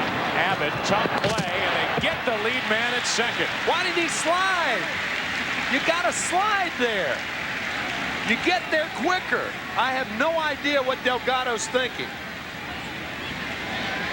Perhaps he's looking for Abbott to go to first base. Rarely do you see a shortstop with a 2-run lead turn around and throw like that. Delgado going in standing up. You can't do that. Had he slid, it's very, very close. He even pulls up. That's the thing about going so fast. When you go that fast and you go in standing up, you've got to pull up to the base, which slows you down. He's upset that he didn't slide. You got to do it. You take nothing for granted. Very little doubt that that's what he was doing, taking for granted, assuming that Abbott was going to try to throw on to first to get Leday. And Abbott probably made the only play he had, or at least had his best shot at second base. Yeah, because Leday, a left-handed batter who got out of the box in a hurry, the ball was not hit well. And Delgado knowing that he should have slid. So now Jeter with a 1-ball, no-strike count. Runner at first, 1 out. Jeter's 1 out of 2 this afternoon.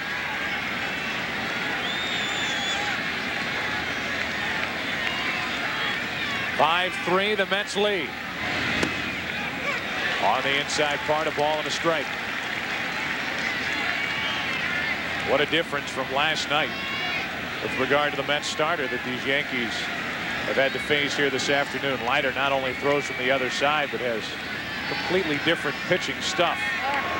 He can overpower you. He can cut the fastball, as you and Bobby Mercer talked about last night. And Jones is basically a curveball pitcher who has to try to sneak the fastball through there every once in a while. Who has not broken 87 today. The 1-1. That's down the right field line, slicing foul. Strike 2.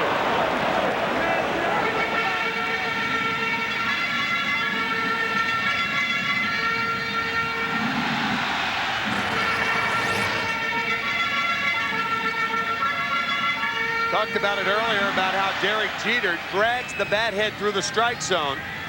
That commits him to go to right field. It's almost a natural swing for Derek.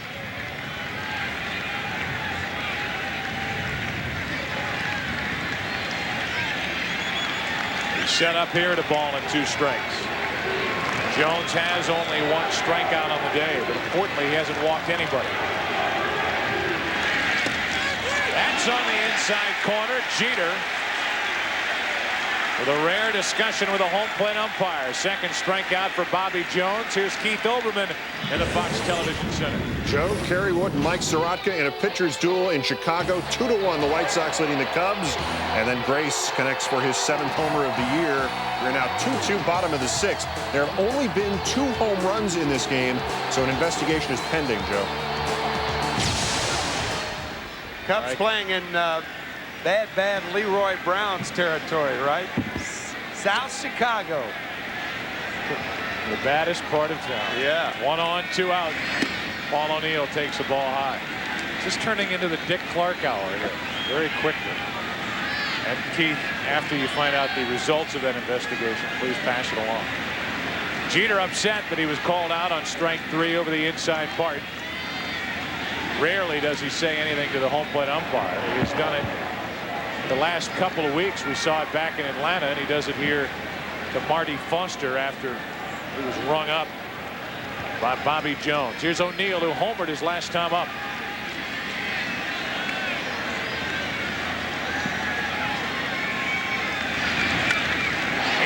center field. That's trouble. Won't be caught. Digging for third, Leday. It's booted by Payton in right center. Leday will score without a play, and it's a one-run game.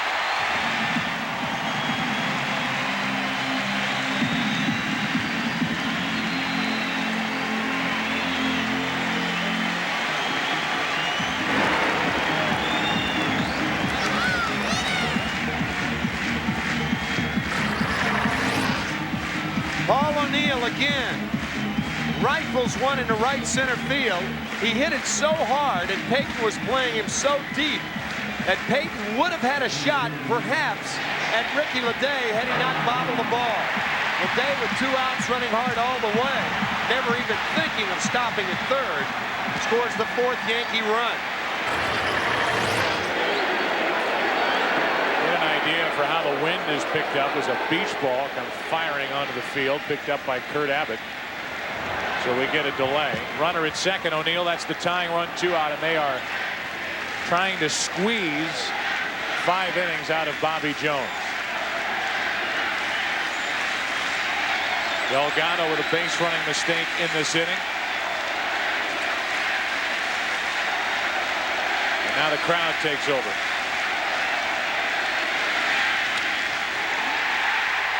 Here comes O'Neill. The throw by Tyner not made, and it's 5-5 in the 5th.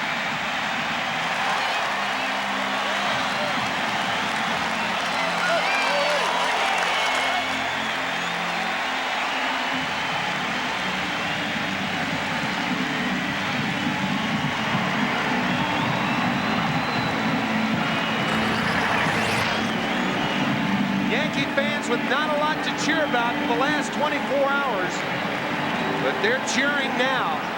The crowd very much into the game.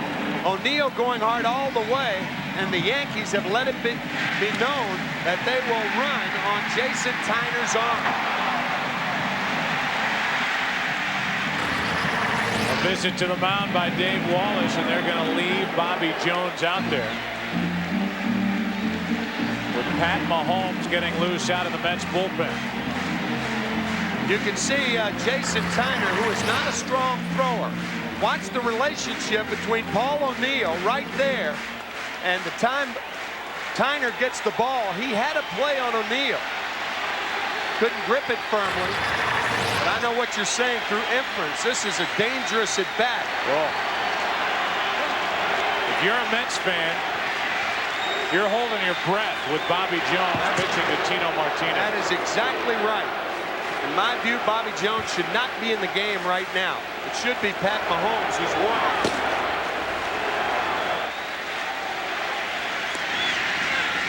A strike into Tino Martinez. Martinez has hit 6 home runs, driven in 31. In an effort to try to get Bobby Jones through 5 innings. A couple of runs have scored with 2 out here in the 5th. We'll check on Williams over at first. You can understand it if Bobby Jones was ahead 7-3 or 6-1, something like that. Try to nurse him through 5 to get him a win. But in a tie ball game, why is he still out there? Hammered down the right field line. If it's fair, it's gone. It is foul. Upper tank.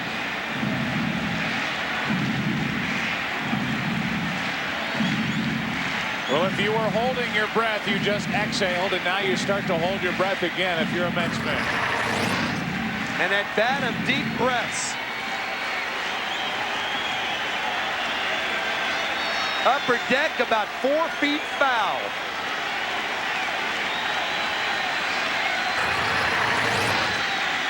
And Jones is behind the mound trying to think of something he can flip up there to get it past Tino Martinez.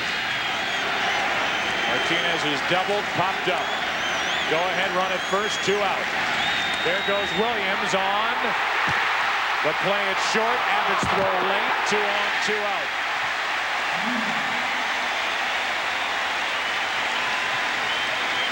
Base hit Tino Martinez. He's 2 out of 3. You can't think that Jones will last another hitter. No way. No way.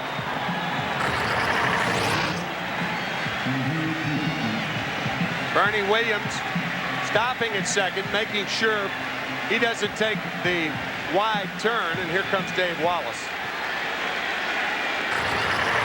So that's it for Bobby Jones. They tried to get 5 out of him, could not. A 4-hit inning, a 2-run inning, 2 still on. Jones is gone, and we're tied at 5 in the 5th. I remember warming up and hearing the place rocking and then coming out of the gate, and it was just like, wow. I mean, it's one thing looking at it from the bullpen, but going out on the field and being out there 60 feet, 6 inches away from the hitter, and the fans are going crazy, that was something like I'd never been in before. Welcome back. 2-1 is his record, an ERA over 4, no saves, hard throwing right-hander, former Minnesota Twin pitcher. Pitched for a while over in Japan, and now he's back with the Mets. 2 on, 2 out. Posada, strike 1.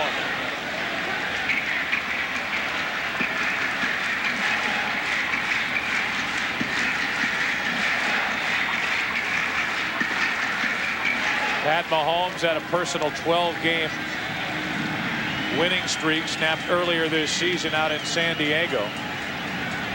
12-game winning streak, which covered 3-4 years. It included the time that he spent in Japan away from the major leagues here in the States. And obviously in Canada, 1 ball, 1 strike. And when he lost that game out in San Diego, it dawned on him. He said, it's been a long time since I lost a game, and it had been years. And in relief, he was tagged with a loss. 2 on, 2 out, 1 ball, 1 strike. 2-1 on Posada. Mahomes, a very resilient pitcher. As you look at the runners, Williams on at second, Tino Martinez on at first. He has started 3 games this year for the Mets. No starts last year, 39 appearances. He's a very, very valuable man to the Mets, much like Ramiro Mendoza, even though not quite as effective. That floats in low, and it's 3-1 on Posada. Uh-oh time for Pat Mahomes. Spencer on deck. Tie game, 5th inning, 2 on, 2 out.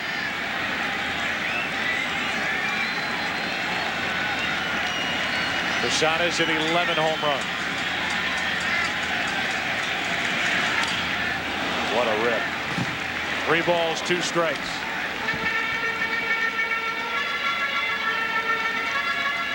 Midway through this game, game 2 of the set, Mets won 12-2 last night. Bobby Jones is gone after pitching 4 2/3 innings. Now watching as Pat Mahomes tries to end a long 5th inning. Runners will go. Driven, hammered, belted, upper deck, 3-run shot, 8-5 Yankees.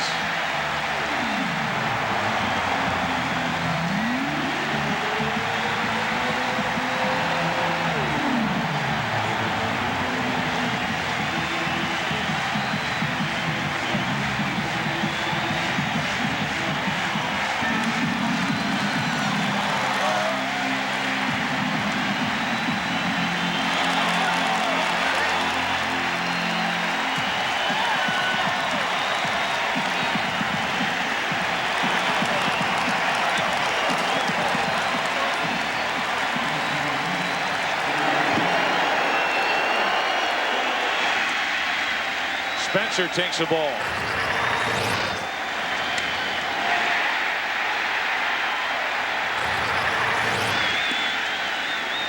Uh-oh time was 1 pitch later. We've had 3 lead changes here today already. July 10th, last season at Shea Stadium, there were 5 lead changes. The game came to a close when Matt Franco got the game-winning hit against Mariano Rivera. 8-5 Yankees. 2-2 on Spencer.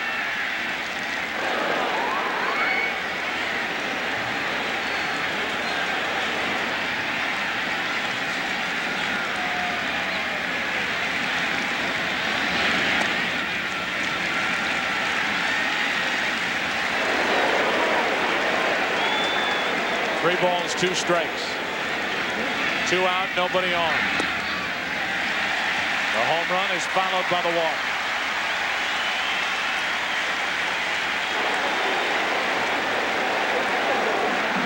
What a force Jorge Posada has become in the Yankee lineup.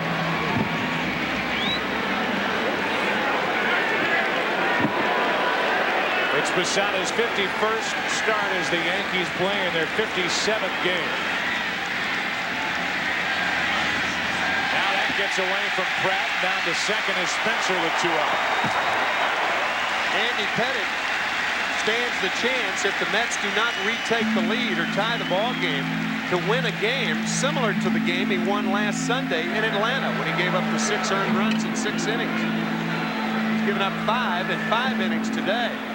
But I do not think Joe Torre lets him go back out there. We'll see. Wild pitch by Mahomes to send the runner down to second with 2 out. A home-standing Yankees lead by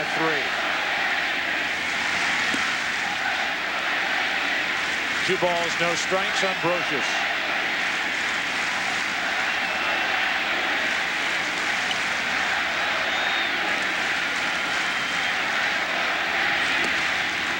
The lead's not the only thing that changes here at Yankee Stadium. The mood, the cheers.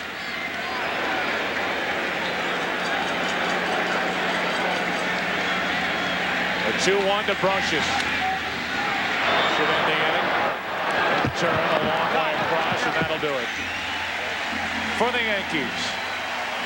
5 runs in the 5th. The crowning blow, a 3-run shot for Posada. His 12th of the year. And the home team leads by 3. Here, Roger Clemens, a future Hall of Famer, started last night, and the Mets are, keep in mind, the worst hitting team against left-handers this year. Boy, Bobby Jones must have attacked something. Check that left hand of his. I assume that's not coloring of any kind, but slamming it against something. Derek Bell is gone. Strikeout number 2 for Andy Pettitte. You would have to believe that that's the result of Jones losing his temper after coming back to the dugout. Yeah. No, we don't know that, but it certainly looks that way. That is not coloring or dye. That is a bruise and bleeding. Bobby appeared to attack something. You just hope you don't break something in the process. It's got to be very frustrating with only 9 starts last year and a handful this year. It was calm enough to do it with his left hand. Yeah, yeah. 1 ball, no strikes on Alfonso. 1 out, nobody on, and a breaking ball is low. 2-0. Free agent to be. He's now winding down his time with the Mets the way he had hoped.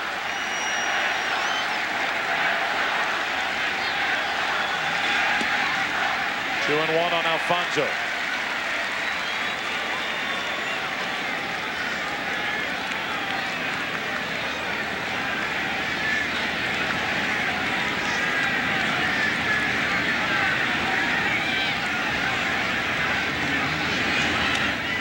Alfonso pops it up into shallow center. Out goes Delgado. 2 out here in the 6th inning. We were 5-5 moments ago. It is 5-5 in Ohio. Back to Keith Olbermann in the Fox Television Center. For those of you who don't like home runs, Joe, more home runs. Travis Fryman already hit 1, hits 1 even farther in the 6th inning against the Reds. And then Russell Branyan, in his 14th at bat of the season, hits his 4th home run. Back-to-back. Any similarity to the name Paul Bunyan is purely coincidental. And now bottom 6. Yep. All right, Keith, so 5-5 there. Last report, the White Sox and Cubs were tied 2-2. Here it's 8-5, the Yankees lead. And Piazza taking all the way. He takes a strike. He's hit 16, including his grand slam last night. A hit, a walk today. He scored a run.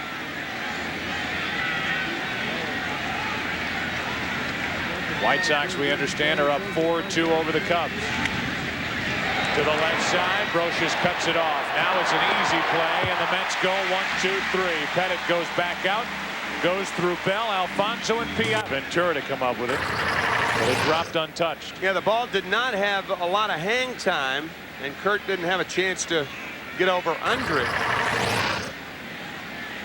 Ray Ordonez, they miss him on a day-to-day basis. The defense at short. He is out because of this May 29th injury down at second base. F.B. Santangelo running, and he broke his left forearm trying to apply the tag. Delgado's gone anyway. The Mets are hoping that they get Ordonez back around the All-Star break, either right before or right after. But he's having a tough time just gripping objects with his index finger and his thumb under the cast. Next week on Fox Saturday Baseball, AL Central rivals meet as Jim Thome and the Indians take on the Tigers, or other regional action. Coverage begins with This Week in Baseball, 12:30 Eastern, 11:30 Central on Fox. First strikeout for Mahomes as he gets Delgado, and he's out in front on Leday. 0 for 3 with a run scored. Strike two.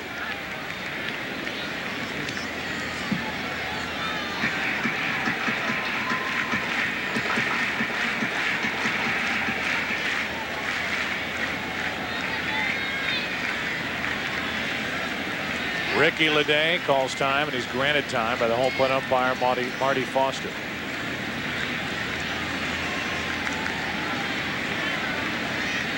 Now the 0-2 from Mahomes.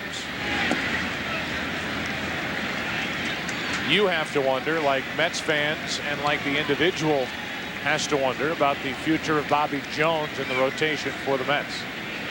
Not good as last time, no good here today. Doesn't have very much velocity. 2 balls, 2 strikes.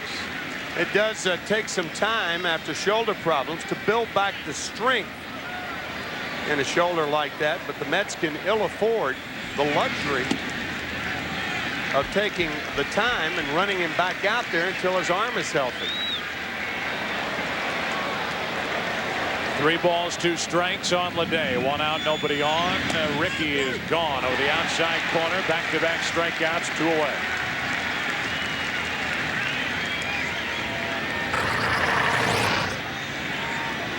Leday taking this fastball, and it was a strike. Front corner, even though Pratt caught it outside. One option if they wanted to call somebody in from the bullpen to start is this guy, Mahomes. The problem is he gives you so much versatility in your bullpen. You're probably less inclined to do it. They traded away Bill Pulsifer recently to the Arizona Diamondbacks to get Lenny Harris to bolster their bench. Ball 1 to Jeter. So their options are somewhat limited with, that's great. Okay, Jones isn't pitching well, but now who do you want in the rotation? And Bobby Valentine does not want to go to a 4-man rotation.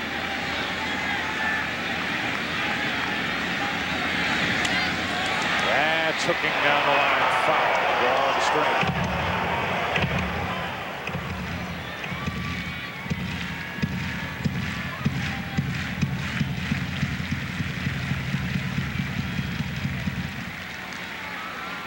Delgado struck out. Leday struck out. It's a 1-1 count on Jeter. On the outside corner, 93 miles per hour. Strike 2, and Mahomes could strike out the side. Jeter was called out his last time up. There is no way that Derek Jeter will be called out. He made strikeout swinging, but he will not be called out. Instead, he flies into deep right center field. Back is Payton at the wall. Goodbye. Derek Jeter hits his 5th, and the Yankees lead by 4.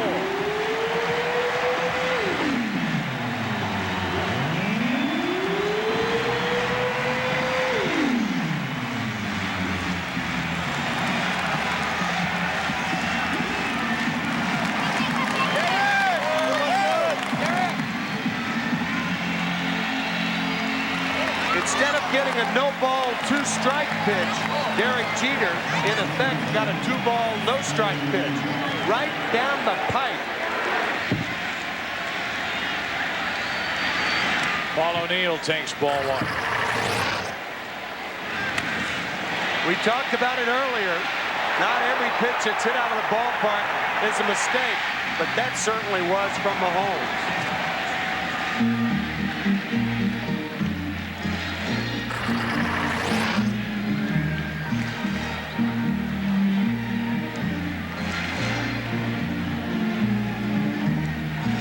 O'Neill, who is homered, driven in a run with a 2-out RBI double last inning, bats with a 1-0 pitch coming his way. 2-0.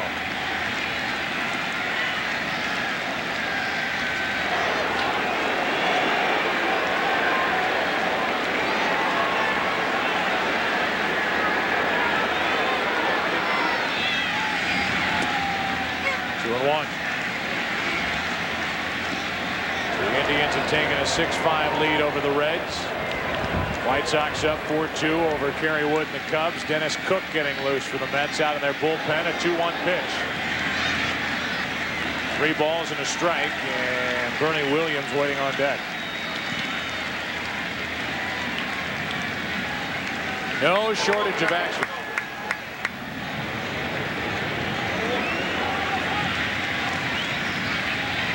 Three lead changes, and the Yankees looking down on the Mets right now, up 9-5 as O'Neill takes ball 4, a 2-out walk, and that's the second walk handed out by Mahomes.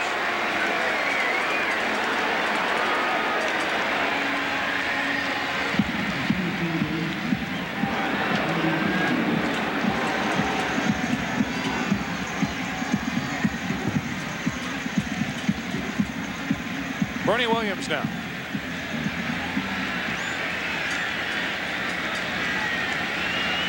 Williams an RBI double, a run scored in the first, struck out in the third, an RBI single and a run scored in the fifth.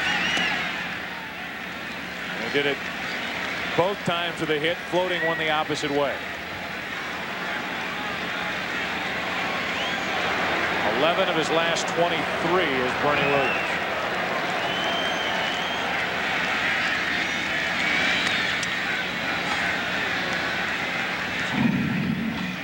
That's been a trademark of this Yankee team for the last 4+ years, to win games that they should win and win games that they have to win. Of course, 2 years ago, they won 114 regular season games. Not a lot of have-to wins, but we said on the opening, Joe, that this game, as much as you could say it, is a must for the Yankees. We still feel that way. And they're up 9-5 through 6. 7th inning now. Fox Sports, home of the 2000 World Series, returns to Yankee Stadium after a break. From your local Fox station. Jay Payton, Robin Ventura, homer for the Mets early. The Yankees 3, 4, and 5 hitters, 6 out of 10 with 5 RBIs. They were right in the middle of a 5-run fifth, and Andy Pettitte looking for his 4th straight win. He's been good enough. The breaking ball is in for a strike to Zeal with Ventura and Payton to follow. For the Mets, who trail by 4 now after the Jeter home run. 9-5, the Yankees lead, and Pettitte trying to find his groove. He went through Bell, Alfonso, and Piazza last inning, and he's retired 4 in a row. Only the second time the Mets have been retired in order in the last couple of ball games, but a big inning for Andy Pettitte. Once the Yankees scored 5, he came out and shut the Mets down. That's into left center field. Well hit. Leday back at the track at the wall. 1 away. 399 feet away off the bat of Zeal. You can see Leday looking up at the sun, pointing at the sun, staring into the sun, looking at the wall, hand out to make the play.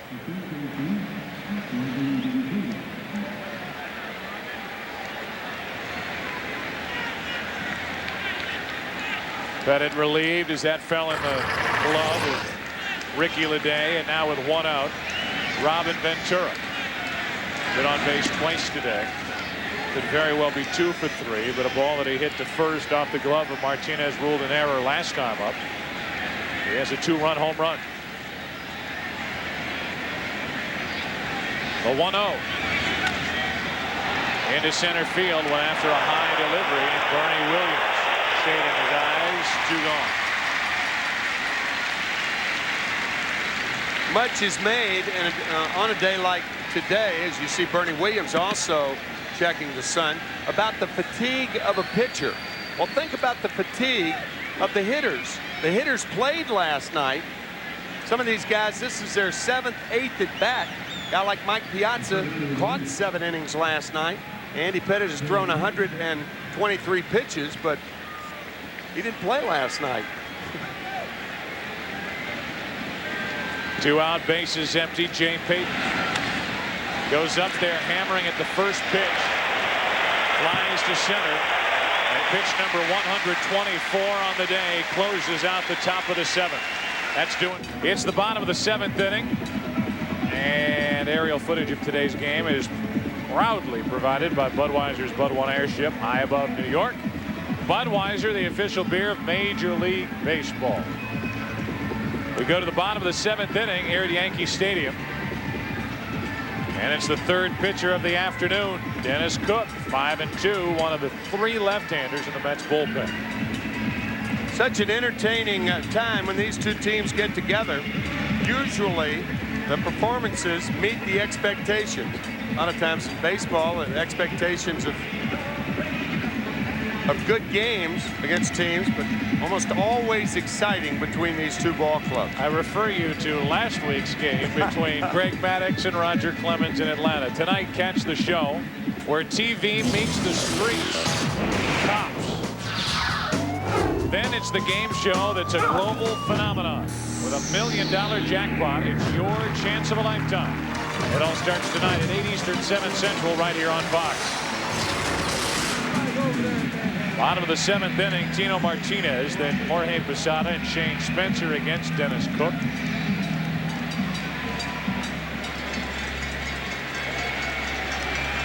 Martinez today, 2 out of 3. 9-5 the Yankees out in front. Yankees have scored 6 unanswered runs. Ball 1 from Cook to Martinez.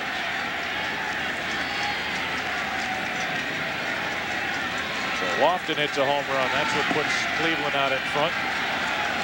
Sosa 3 strikeouts today. 2 balls, no strikes.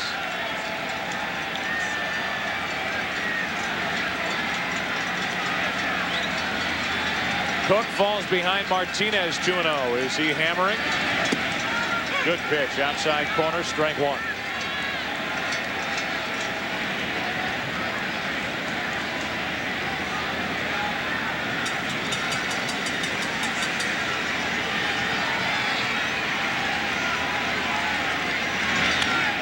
The middle, base hit. Before the Yankees' last road trip to Atlanta and Montreal, Joe Torre said, we've got to get our first baseman going. And boy, has he been going over the last 9 days. And that's how you get going. You hit the ball back through the middle.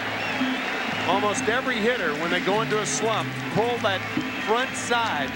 That is the most common thing that hitters do. And the best way to cure that is to try to hit the ball back through the middle. A lot of hitters don't give their hands enough credit for being fast enough.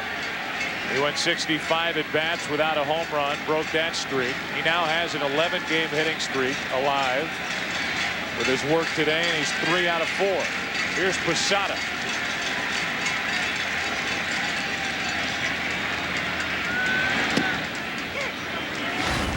How about the 5th? 2 on, new pitcher, and a blast off the bat of Posada. 3-run shot made it 8-5. It's now 9-5. That to this point is the single highlight, which is what is a crowning blow on this afternoon so far. A lot of baseball left. 1 ball, 1 strike.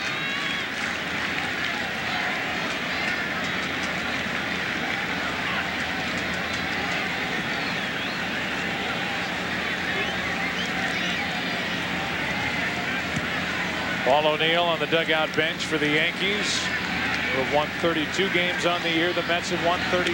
That is hammered fair down the left field line. Ground rule double. And it's 2nd and 3rd with nobody out. Another extra base hit for Posada. This is unofficial, but Yankee Stadium perhaps Boston have to lead the majors in ground rule doubles. I thought this ball was going to be foul. I didn't think there was any way for Posada to hit it that hard. Good part of the bat. But that left field fence comes in on fielders in a hurry. That ball hopping and skipping into the stands. Now Shane Spencer. Well, they bring the left-hander in, the Mets do, to counteract Martinez and turn Posada around and make him bat right-handed. He gives up a single and a double. Infield for the Mets are back now. They'll probably come in with the pitch. Here they come on pitch one, and Spencer shoots the gap in left center field. By the time the ball stops rolling, it'll be 11-5 Yankees on a 2-run double by Shane Spencer.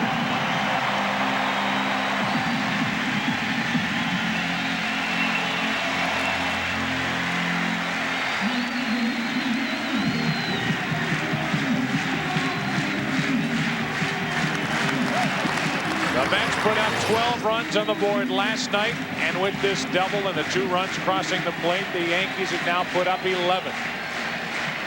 RBIs number 26 and 7 for Shane Spencer. The frustration meter is low down in Tampa.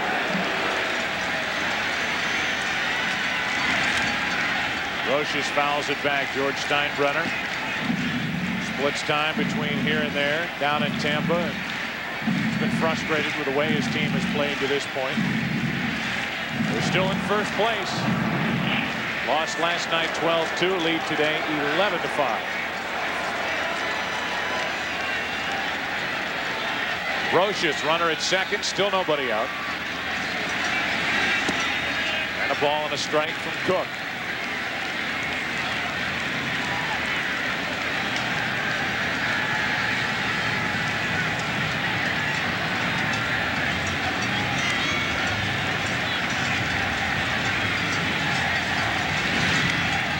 A little floater, shallow right. Zeal can't get there. Another run will score. There's your 12 for the Yankees. They're up 12-5. 4 consecutive hits against Dennis Cook, and a smile on the face of Roches, who didn't get much of it, but got enough.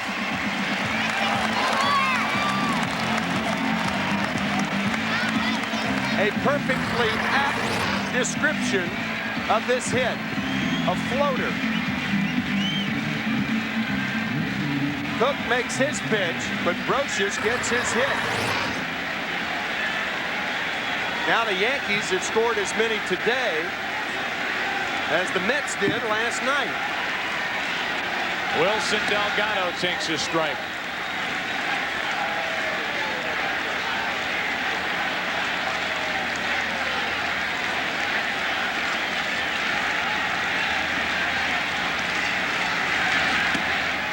Cook's troubles continue as Rich Rodriguez, a left-hander, gets loose for the Mets in their bullpen.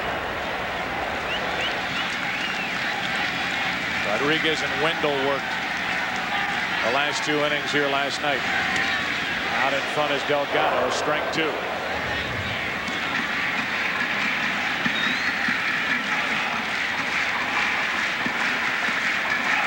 In the 8th for the Mets, it'll be Pratt, Abbott, and Tyner.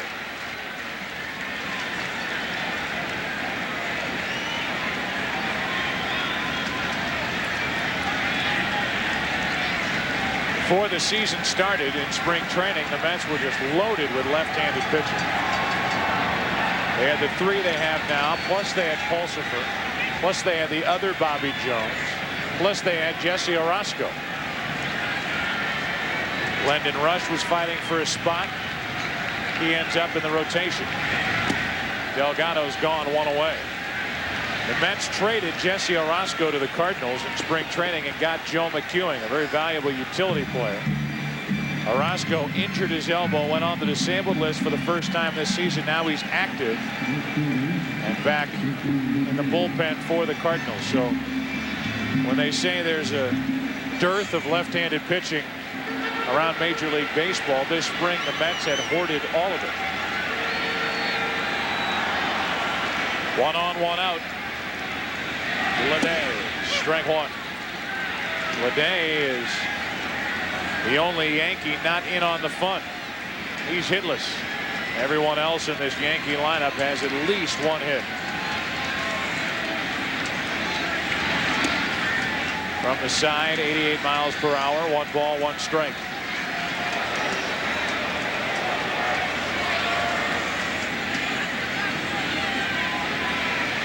One on, one out. Off the end of the bat, shallow left. Out goes Abbott, out goes Ventura. It's Ventura with a basket catch in foul territory. There is a lot of wind with which to deal. When the flags are starched. And the wind played with that foul ball off the bat of Ricky Leday. We understand the former Chicago White Sox outfielder Sammy Sosa is about to walk to the plate at New Comiskey. He did a scoring opportunity for the Cubs. We take you to Comiskey for the Cubs and White Sox. We'll monitor this game. Check out that game. Cubs and the White Sox at Comiskey. Sellout crowd. They've been giving it to Sammy Sosa all day. Sammy, 8 strikeouts in 9 at-bats in this series. It's a 4-3 game. The White Sox are leading the Cubs. Runners at the corners, 2 out. Sean Lowe has been summoned from the bullpen. Lowe came on yesterday. Sosa took a called 3rd strike, one of his 5 strikeouts in last night's game.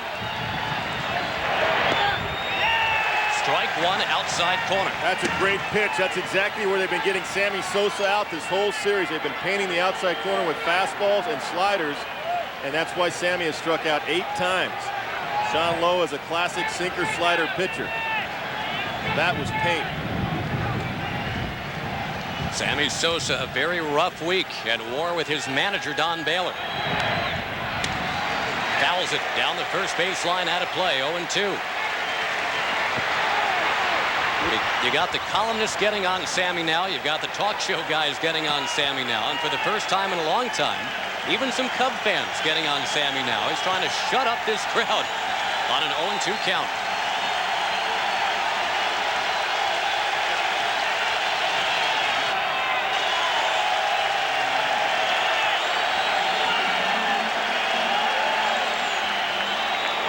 Sean Lowe hits the pause button. Sammy Sosa backs out. Sosa does have 19 home runs this year. He is 3 RBI shy of 1,000 of those for his career. And a 3-run home run right here might set off some interesting things in the stands. The Cubs and the White Sox fans have been giving it to each other all afternoon. Well, there's a little disagreement between Fordyce and Lowe on what to throw. Looked like Fordyce was setting up inside. He wanted to go into the hands of Sammy, but they've been getting him out of the way the whole time. There he is. He got the call. Fordyce got the call here. Look out! How about that? Mark Grace picked off. Sosa left with the bat in his hands, and the White Sox out of the inning. What a way for that inning to end. The inning won't end here for Dennis Cook. He is allowed 6 hits. Let down. The starter, Bobby Jones, struggled. And now it's Rich Rodriguez, the 4th pitcher of the day for New York. Big 3-run home run by Jorge Posada, but keep in mind, Paul O'Neill tied it with a home run as you look at Jeff Nelson. Paul tying it with a home run in the 3rd inning. And then after a double to drive in the 4th run, he scored the tying run of the ball game. So Paul O'Neill with 3 hits, a single, a double, and a home run. Very much involved in those 13 runs the Yankees have put on the board. 2 on, 2 out. Williams out in front, strike 1. It appears Pettitte is finished. He went 7 today. 124 pitch afternoon if he is finished. He pitched well enough. 5 runs, 7 hits, 4 walks, one of them intentional walk, and 2 strikeouts. Rich Rodriguez facing the 9th man to bat in the inning for the Yankees. Strike 2.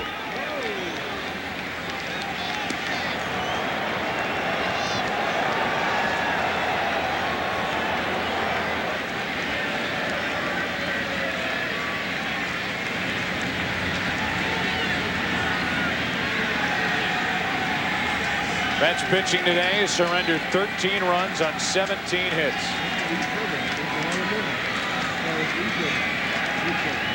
The 0-2 to Williams.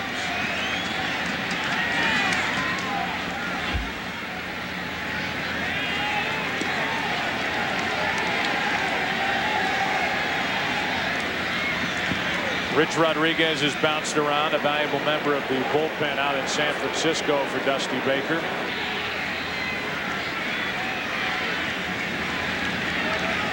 Signed on with the Mets.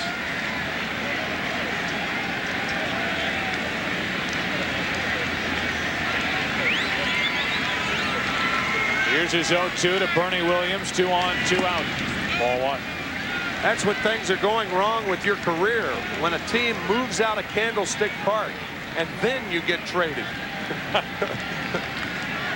He and the rest of the Giants were counting down the days until they moved into Pac Bell Park, and he wasn't one of them who needed to send out a change of address card in San Francisco. Instead, he ends up in New York with the Mets. 5th major league franchise he's been with. The 1-2 to Williams is grounded to the left side. In the hole, Abbott. What a play. Oh, my God. Abbott, an unbelievable play to get Bernie Williams by half a step. A dig by Seal on the other end. Watch this. How did he get enough on the throw to get Williams? He did. Next closest team, the Montreal Expos, with 14. The lowest earned run average for a bullpen in the major leagues. And Joe Torre thankful for that bullpen, and he has used it very, very well all season long. Rivera, Nelson, Stanton, and Grimsley. They have others, but these are the primary players. And the stats you see, the 12-3 record, the ERA of 2.78, 15 saves, and the 6 home runs allowed.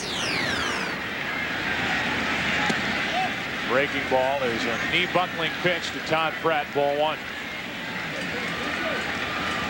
It'll be Pratt. Then a pinch hitter, Abbott. Or rather, pinch hitter for Abbott, Franco. Pratt went around, a ball and a strike, and back to the top, and Jason Tyner. Joe, there are a lot of great stories about both ball clubs. See Matt Franco on deck. He'll be the pinch hitter for Kurt Abbott. None more compelling than Todd Pratt, member of the 1993 National League champion Philadelphia Phillies. He played behind Darren Dalton that year. And then a couple of years later, he was flipping pizzas down in Florida. Laid out the 1996 season after being released by Seattle. Called the Mets, hooked on, and one of the biggest home runs in postseason history last year against the Arizona Diamondbacks. It was into center. This certainly won't carry like that one did. And Delgado's out to make the catch on a windy afternoon in the Bronx. I want to hear an explanation for Mark Grace getting picked off at first. Let's go to Keith Olbermann in the Fox Television Center. Well, Joe, a picture is worth 1,000 words. Here's what happened. He picked him off first base. He did a real nice job, Sean Lowe did. The tying run picked off first with Sosa at bat. Does that explain things to your satisfaction, Mr. Buck? That was fantastic. I'll say one thing. Lowe came very close to balking. Yep. And I've seen that call before, because if you're on the mound and you have that first and third, step to third, look to first move, you have to definitively step toward third. And Lowe was about halfway over toward third base. They could have called a balk on that. It's a 1-run game. That would have been some call, but it was very close. Matt Franco now pinch hitting, takes 2 strikes, and he's in the hole 0-2. On the other hand, it's very difficult to explain being picked off when you're the runner at first. There's a run. The tying run's on at third with Sammy Sosa, the batter. Oh yeah, you can't do it. Yeah, but right. That definitely could have been called. The 0-2, 1 out, nobody on. Off the end of the bat, floating into left center field. Leday, a nice running catch. Boy, that ball stayed in the air a long time. 2 out. Left-hander hit it, and Ricky Leday knows the ball's going to come back to him. Stayed with it long enough to make the play. Base is empty for Jason Tyner, who's hitless today. 0 for 3, plus a sacrificed bunt, which, thanks to the official scorer, wasn't just a 1-3 putout with no sacrifice attached to it. Hitting .250 in the big leagues now. He takes a strike in at the knees from Nelson. Joe Torre has said that you need a guy who can play center field, who is not your prototypical left fielder, a guy who covers a lot of ground, and Leday does that.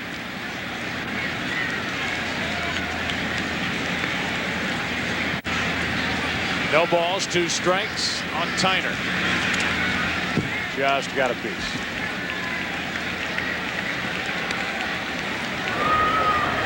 Benitez getting loose. They might just get him an inning in the bottom of this 8th. To tune him up for what they hope will be a save situation tomorrow night. With Mike Hampton 6-5 takes on David Cone 1-6. Boy, won't that be a big start for Cone and the Yankees. That's down the left field line and fair. Into the corner.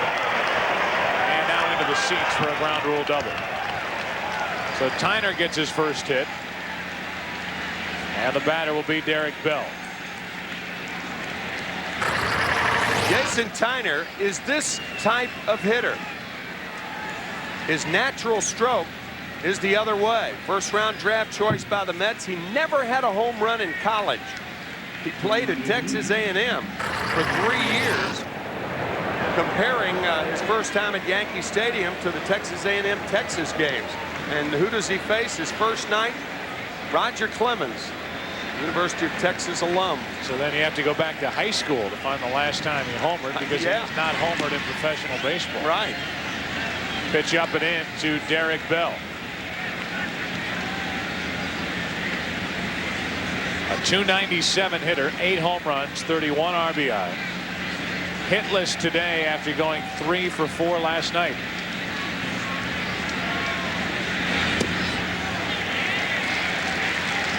Devastating slider. 1 ball, 1 strike. And that's why baseball observers have to be a little more cautious when a hitter is 4 for 52 and he has a good game and everybody jumps to the conclusion that you're out of a slump. Not necessarily so.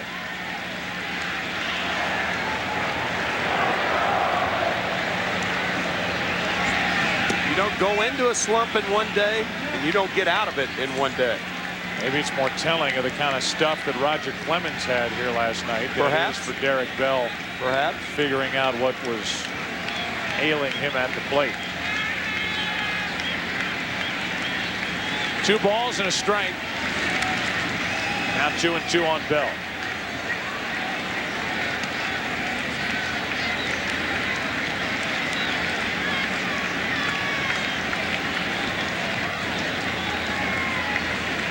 Runner at second, 2 out. We're going to head back to Comiskey Park. Cubs, White Sox. Lewin, Kennedy, take it away. Josh Lewin with Kevin Kennedy, a 4-3 lead for the South Side over the North Side. And Sammy Sosa on a very hot and humid weekend. He's been, well, shall we say, creating a nice cool breeze with that bat. He has struck out 8 times. In 9 at-bats. He was at the plate when Mark Grace was picked off to end a threat in the top of the 8th inning, and now he draws the closer, off of whom he homered last night. This is Keith Polk.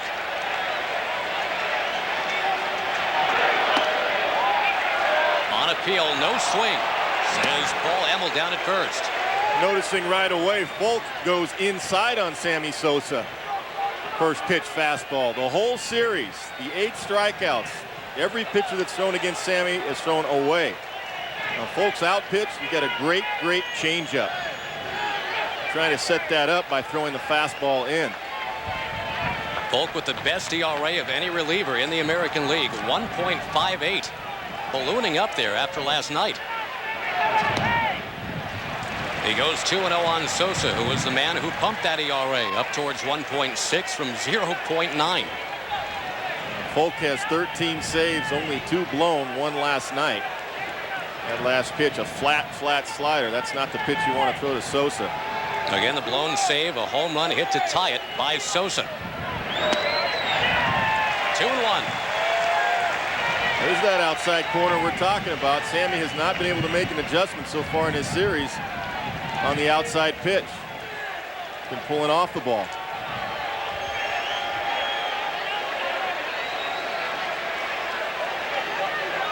See if he goes to his changeup now. 2-1 count.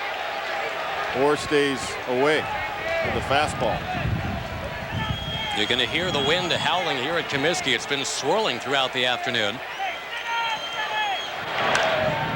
To right field. And Ordonez moving over. He's got it for the first out in the ninth. Well, Keith Foulke stayed with the fastball and had good location, and Sammy finally makes an adjustment because that's all he's seen. Well, that's it for the Chicago Cubs with regard to Sosa. Armando Benitez takes over, and as we mentioned last half inning, he is in to get a little work in with the hope that tomorrow night there is a save situation. A record of 1-2, an ERA of 3.82, and 15 saves. New shortstop in the game is Melvin Mora. They pinch hit for Abbott, the Mets did. So Mora takes over at short. Tim, it's been said, it was said by Steve Lyons on our pregame show, that Sammy Sosa is the kind of name that maybe the Yankees will go after. It's been mentioned he's a marquee name. He signed through 2001. The Cubs have said they don't want to go into next season in the same situation the Mariners are in with Alex Rodriguez, with his contract due to expire at the end of that year. And there is some speculation that either with the Mets or with the Yankees, Sosa could end up out of Chicago and in New York. Normally you don't pay any attention to those rumors. Rumors like that are flying around all the time. There's Brian Cashman, the general manager of the Yankees, and a fine one he is.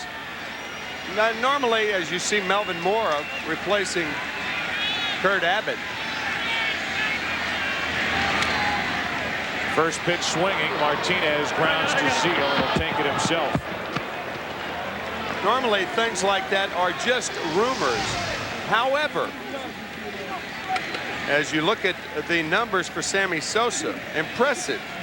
They always are and have been for the last 5 years. I think what adds to those rumors is the fact that this week there was a confrontation with Don Baylor. I agree with Steve that should have been handled in the clubhouse, but there are some things that happen between a manager and a player you can't keep quiet. Here's Posada, who's had a big day. That adds a little bit more to the rumors of going someplace, either the Mets or the Yankees, being two teams, number one, that can afford Sosa. Not much there toward the end of the bat. Alfonso makes the play. Posada's gone, and then 2 quick outs here in the 8th inning. We'll give you today's Napa Auto Parts home run update. You see the name of McGuire, not only 3rd on the list, but tied for 3rd with Carl Everett of the Red Sox. Barry Bonds is at 25. And Carlos Delgado of the Toronto Blue Jays with 23. On down the list, Finley with 20, Giambi, Rodriguez, and Sosa on the list. Our Napa Auto Parts home run update. 2 out, nobody on. 96 miles per hour with ball 1 to Shane Spencer. The Toronto Blue Jays, a very dangerous club in the American League East, only 3 games back. A squirter to second, picked up by Alfonso, and that's the way Benitez and the Mets like him. 1, 2, 3. We welcome you back 1,000 feet above Yankee Stadium as the Bud One airship, providing baseball fans with live shots all afternoon. Budweiser, the official beer of Major League Baseball. And we move to the 9th inning. A new pitcher for the Yankees, getting plenty of work. Great numbers. Jason Grimsley. Plenty of work from the bullpen. And enough work as a starter. He has started twice in the last 2 weeks. His first start, an emergency start 2 weeks ago when Orlando Hernandez, El Duque, was scratched. And he has done very, very well, winning 2 as a starter for the Yankees. Edgardo Alfonso first up with Piazza and Zeal to follow. Here in the 9th inning with the Mets trailing by 8. First pitch of the afternoon from Grimsley. Sails up and in.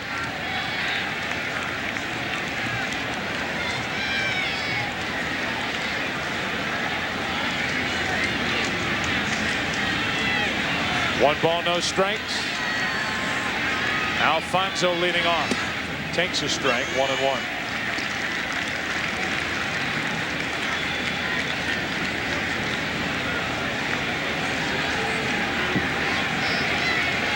David Cohn, I'm sure, wondering what tomorrow will bring on the mound against the Mets, his former team.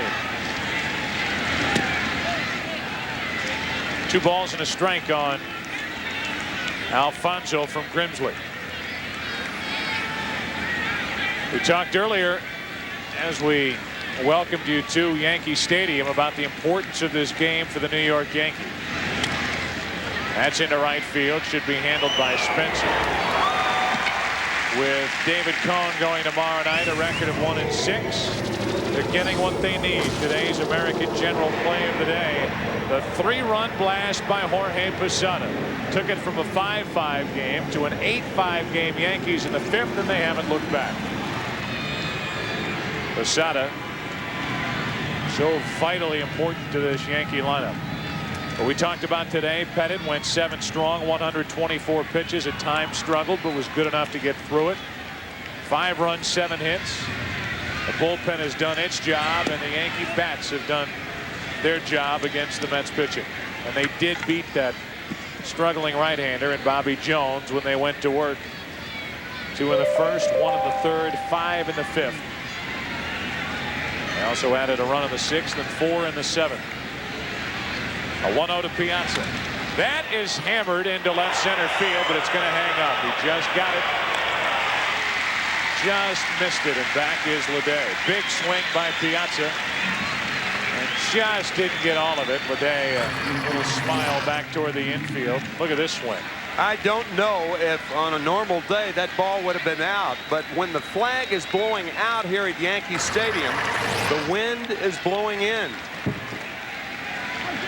And the flag blowing out, well, it's swirling right now, but for the most part the flags are looking like they're blowing out, but I think that wind held that ball up somewhat. Here's Seal now. Last chance for the Mets. Takes the ball low and away.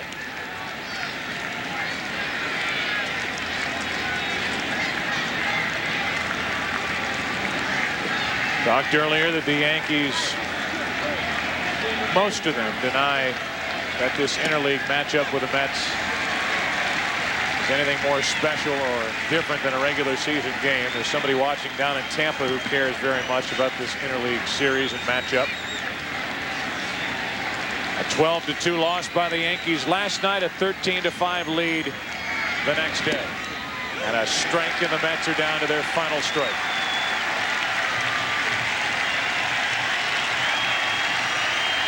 The Yankee fans remain. The Mets fans have left.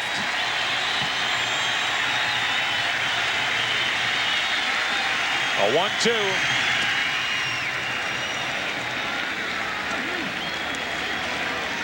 Grimsley kind of adopted the same stretch and motion to the plate as Nelson to a lesser degree, but he's got nasty stuff.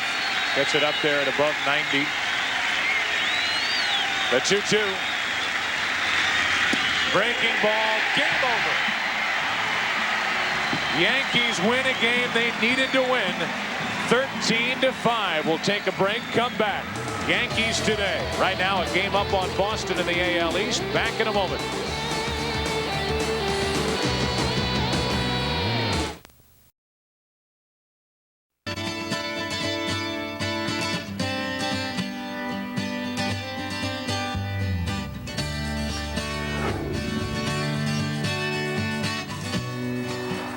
Baseball fans first met Gil Hodges as a standout first baseman for the Brooklyn Dodgers, who ended his stellar playing career in 1963 as a member of the Mets. He returned to New York on October 11th of 1967 when he was named the 4th manager in Mets history, taking over a team that finished last in the National League. 2 years later, the Mets are on top of the baseball world as Hodges led a young team to 100 wins and a world championship. That showdown with Baltimore in the World Series, including many highlights, among them the famous shoe polish incident when Gil appeared from the dugout with a shoe polish marked ball which proved that Cleon Jones had been hit by a pitch. He and his wife Joan were part of the joyous ticker tape parade that fall, but tragically he managed just 2 more seasons before suffering a fatal heart attack on the eve of the '72 season. Tom Seaver remembers Hodges. Through the course of my career, there was nobody on a professional level more important than Gil Hodges. I mean, he came to me in the phase of my career that was extreme and beneficial, and he was a great learning tool for me. He taught me how to be a professional, how you conduct yourself as a professional, go about your business. I mean, he put the final touches on it, if you will, as far as what he meant. Obviously, the 1969 World Championship team, he was the pillar of strength right in the middle of it all. And no matter how bad things got, you knew there was always Gil. He wouldn't let things implode. I mean, he was always going to be that one pillar of strength that when you needed it, you know, you could latch on to him and for a moment, for a day, for a week, or whatever, and you just emotionally latch onto it, and it would carry on and give you strength.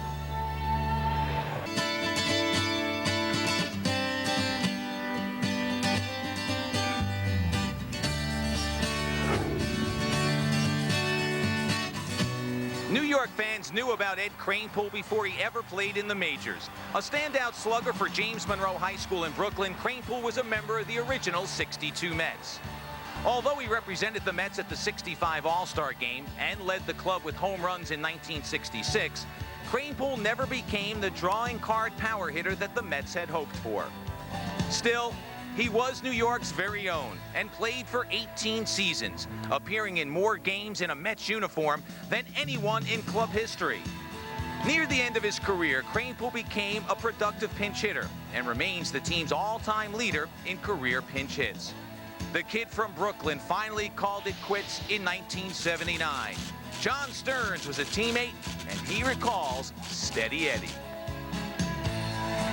Crane was a professional hitter and a guy, when I came to the Mets, he was a guy that didn't play every day, but he played a lot. He played at first base and some of the outfield. We had John Milner at first base when I came, so John was playing a lot at first, and Eddie gave you a professional at-bat off the bench. He was really a pro. He was only about 30 when I got there, but he'd already been in the big leagues about 12 years. So, you know, he helped me. I was a rookie, and he showed me some of the ropes around the league and how to go about my business and what I needed to do, not playing every day to stay ready and stay in shape and things like that.